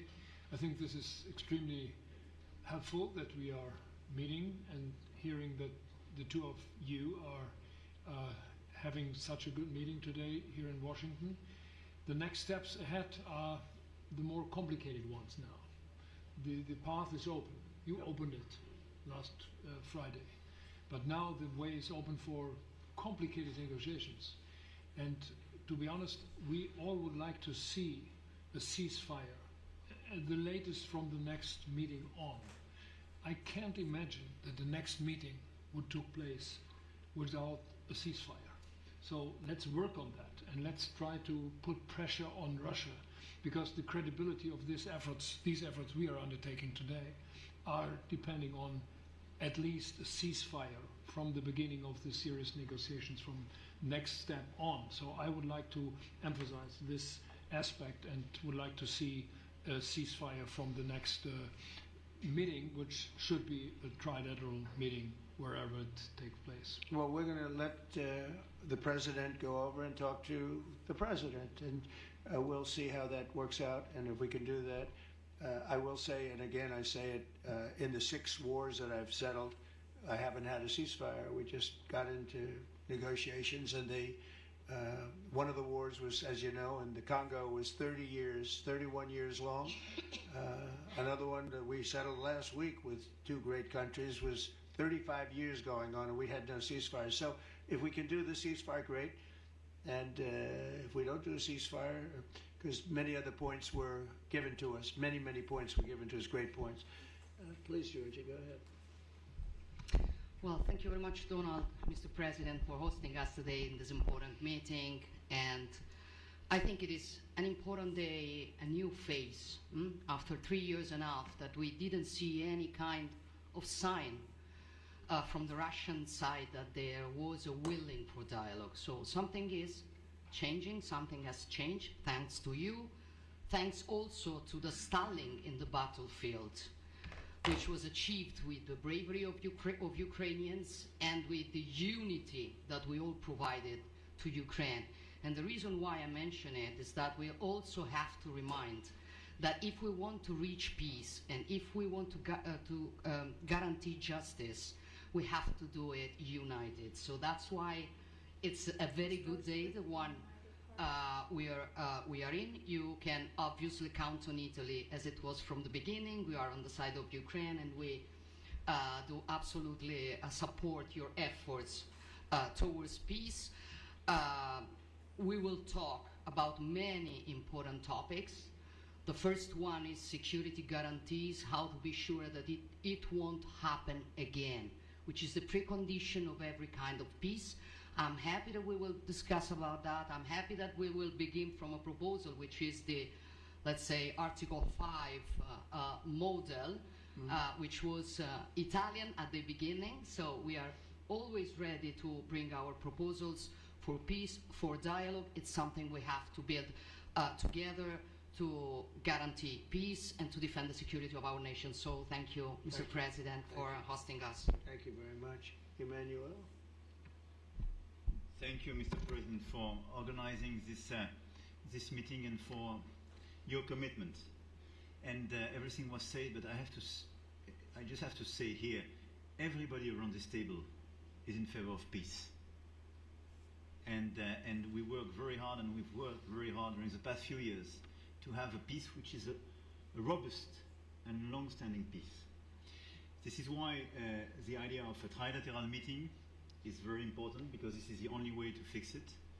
And by the way, I think as a follow-up, we would need probably a quadrilateral meeting, because when we speak about security guarantees, we speak about the whole security of the European continent. And this is why we are all united here with Ukraine on this matter. In order to organize such a trilateral meeting, your idea to ask for a truce or ceasefire, at least to stop the killings, as we discussed, is a necessity. And we all support this idea. And in order to have such a long-standing peace for Ukraine and for the whole continent, we do need these security guarantees. And the first one is clearly a credible Ukrainian army for the years and decades to come. And the second one is our own commitments, all of us. And we worked very hard during the past few months among the coalition of the willings, with the support of NATO, to build the different pillars of security guarantees and our commitments. And you can be sure that the Europeans are very lucid about the fact that they have their fair share in these security guarantees for Ukraine, but their own security is clearly at stake in this situation. So you can count on us, as we can count on you, in order to deliver this robust peace for both Ukraine and Europe. Thank you very much, Emmanuel. Mr. Prime Minister? Thank you very much, Mr. President, and thank you for hosting us here. Can I start where Emmanuel started, which is we all want peace. The war in Ukraine has had a huge impact, particularly on the Ukrainians who've borne the brunt of it, but it's also had an impact on Europe and on the United Kingdom. There's not a family or community that hasn't been affected. And when we talk about security, we're talking about the security not just of Ukraine, we're talking about the security of Europe and the United Kingdom as well, which is why this is such an important issue. I think this is such an important meeting. As a group, I think we've had a discussion on the phone a number of times, Mr. President, but be able now to be around the table to take it forward. And I really feel that we can, I think, with the right approach this afternoon, make real progress, particularly on the security guarantees. And your indication of security guarantees, of some sort of Article 5 style guarantees, fits with what we've been doing with the Coalition of the Willing, which we started some months ago, bringing countries together and showing that we were prepared to step up to the plate when it came to security. With you coming alongside, the US alongside what we've already developed, I think we could take a really important step forward today, a historic step actually, could come out of this meeting in terms of security for Ukraine and security in Europe. I also feel that we can make real progress towards a just and lasting outcome. Obviously that has to involve Ukraine, and a trilateral meeting seems the sensible next step, so thank you for being prepared to take that forward, because I think if we can ensure that that is the progress out of this meeting, both security guarantees and some sort of progress on trilateral meeting of some sort to bring some of the difficult issues to a head, then I think today will be seen as a very important day in recent years in relation to a conflict which has gone on for 3 and a bit years, and so far nobody's been able to bring it to this point, so I thank you for that. Well, thank you very much. And you know, it's very interesting because this is the first for the White House. They can't say that very often. It's seen a lot over the years, since 1800, 1799, to be almost exact. but this is the first where we've had so many prime ministers, presidents, the heads of European nations. And by the way, Alex, I'd like you to say a couple of words too. You're a young, powerful man. Before I finish up, I want you to say a couple of words. Go ahead. I'll take the notion of youth back to my wife and try to convince her. Thank you very much, Mr. President. I think in the past 2 weeks we've probably had more progress in ending this war than we have in the past 3.5 years. And I think the fact that we're around this table today is very much symbolic in the sense that it's Team Europe and Team United States helping Ukraine. And the progress that we're looking out of this meeting is about the security guarantees, which are a big part of this. And then, of course, moving towards a process with a trilateral meeting with you and President Putin and President Zelenskyy. Some of the international media might wonder, why is the President of Finland here? I think the reason is probably that we might come from a small country, but we have a long border with Russia, over 800 miles. And we, of course, have our own historical experience with Russia from World War II, the Winter War and the War of Continuation. And if I look at the silver lining of where we stand right now, we found a solution in 1944, and I'm sure that we'll be able to find a solution in 2025 to end Russia's war of aggression and find and get a lasting and just peace. The situation is very difficult, but that's why we're here. Thank you, Alex, very much. Good job. So we're going to be meeting for a while, and we're going to discuss some of the issues. And I don't think there's any issue that's overly complex. It's at a point now where people want to do things. I really do believe, I've known him for a long time. I've always had a great relationship with him. I think that President Putin wants to find an answer too. And we'll see. And in a certain period of time, not very far from now, a week or 2 weeks, we're going to know whether or not we're going to solve this, or is this horrible fighting going to continue. We'll do our best to get it ended. And I believe you have two willing parties, and usually that's good news, but two willing parties that want to make a deal. And we'll journey together, and we'll go over and we'll see if it can be done. And it's possible it might not be able to be done. On the other hand, it's possible it will. It will save thousands and thousands of lives a week. And so it's something we really have to do. And or at least we have to give it our best. It's all you can do. You can give it your best. But I think we may have a very good outcome.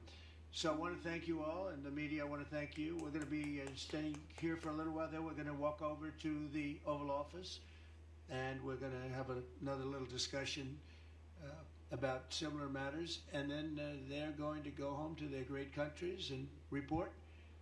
And I'm going to remain here and work, and you're going to go and work. We're all going to be working one. We may be in a different location, but that's what we know how to do is work. But I want to thank the media's been actually very fair, generally speaking, very fair. I think it's important that they're fair because this is a very important subject. We have to get it ended, and so that's all we ask for is fairness with the media. Thank you all very much. Appreciate it. Thank you very much. Good job, Trump. God bless you. Thank you. Thank you, guys. Thank you, press. Thank you, guys. A very historic meeting, President Trump in the East Room with European leaders.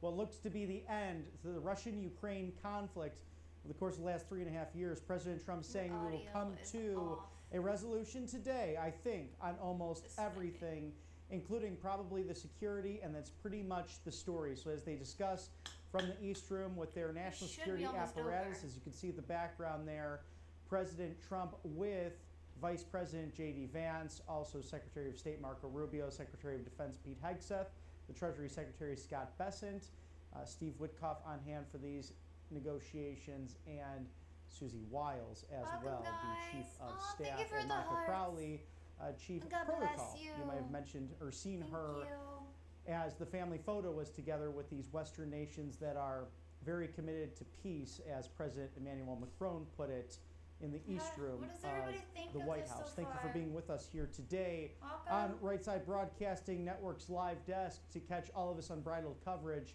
after this discussion, likely a phone call at some point from President Trump to President Putin, and then further discussing what's actually going to happen with maybe a trilateral meeting between Ukraine, Russia, and the United States. But it looks as if peace is perhaps hours away.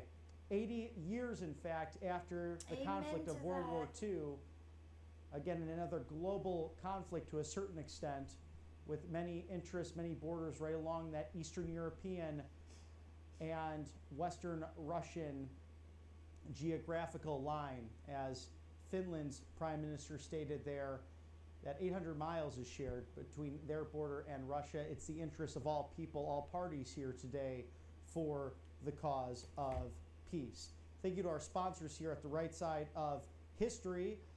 You may be able to donate if you do care. Some of our best sponsors here, you, the American people, who view us on a near daily basis, Monday through Friday, even weekend coverage if necessary. We were your go-to rally network, and we still catch those every once in a while, and next year in the midterms should be a fun battle between freedom and tyranny, as sadly one of the major parties here in the United States wants to do everything they can to usurp the authority of this constitutionally and duly elected president, the 45th and 47th president of the United States. Donald Trump is Vice President J.D. Vance and your 119th Congress. Support us right here at Right Side Broadcasting Network as your now go-to live desk, rsbnetwork.com/donate. You can text RSBN to 801-801 or shoot us a check the old school way. We have an address at 1550 Opelika Road, Suite 6, Box 344. That's 1550 Opelika Road, Suite 6, Box 344, in the loveliest village on the plains, Auburn, Alabama, 36830. Thank you for your sponsorship and support of this great network. And trade on the most important events, Kalshi.com/RSBN. Who will President Trump pardon this year? We saw on Friday Kalshi skyrocketing in viewership and new members, as you could scan that QR code there, with the handshake question. How long will Trump and Putin shake hands? Lasted 10 seconds, so a lot of people won that bet of 3 seconds, among many others. You can track and trade on just about anything, sports, music, culture, politics, Kalshi.com/RSBN. If you're looking to have your skin glow, perhaps take care of all the dry skin, eczema, to a natural mosquito repellent, find the miracle cream that is angelpaste.com out of Spring, Texas. They're Christian owned, they hire veterans, and they live right there off the Gulf of America, so they know a thing or two about tropical weather, and their treatments, ointments, and all natural, non-GMO, no chemical infused masks to sprays to a whole host of different items, including that hand and skin cream known as Miracle Cream, can be found right there at angelpaste.com. Thank you for sponsoring us on the right side of history, and this afternoon that has been a star-studded event at the White House, a historical day, 80 years almost to the day, this negotiation taking place after World War II, a horrible conflict that saved a world and ultimately a continent from destruction. We're seeing those similar discussions happening not only Friday in Anchorage, Alaska, but today at your house, 1600 Pennsylvania Avenue, the White House. A historic day this Monday, August 18th. Get all America First updates and exclusive offers right here at Right Side Broadcasting Network by going to rsbnetwork.com/newsletter. We have in-depth analysis from great writers here at the network and a Sunday devotional that's very nice to read before you head off to church to celebrate the Lord's Day and the Sabbath. We hope you're having a great start to your week and that you're not having those downturns on Monday. I was texting some friends. They had a Republican Lawyers Network and Association conference in Nashville, Tennessee, and I know that Monday could be a little bit tough after a big weekend, but we're right here with you for all of that breaking news at close to 3:30 on the East Coast. We hope you're having a great afternoon. In case there's any breaking news and news regarding this story, we'll stay on it because peace through strength, the Trump doctrine, something that is gone against the neoliberal and neocon agenda that the globalists wanted to put into place over the course of the last few years. But it's right-wing populism, it's respecting sovereign borders and bringing everyone to the table, friend and foe, that will help fight for a lasting peace, something envisioned once by the late great President John Fitzgerald Kennedy and Ronald Reagan, both holding those offices during turbulent times, and this president doing the exact same. Again, All America First updates and exclusive offers right here at rsbnetwork.com/newsletter. For all of my colleagues on the right side of history, I'm Robert McNeely. It's always good to be with you here at RSBN, the live desk that covers it all for you. Have a great week. We'll see you soon, and God bless you on this beautiful Monday afternoon.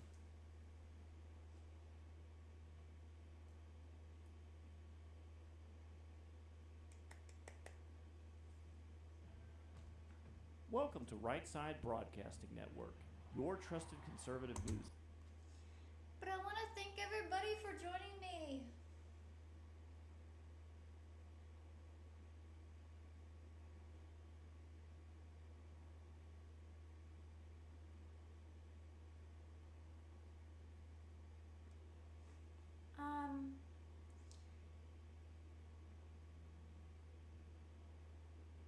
I do pray you guys will be safe wherever you go today.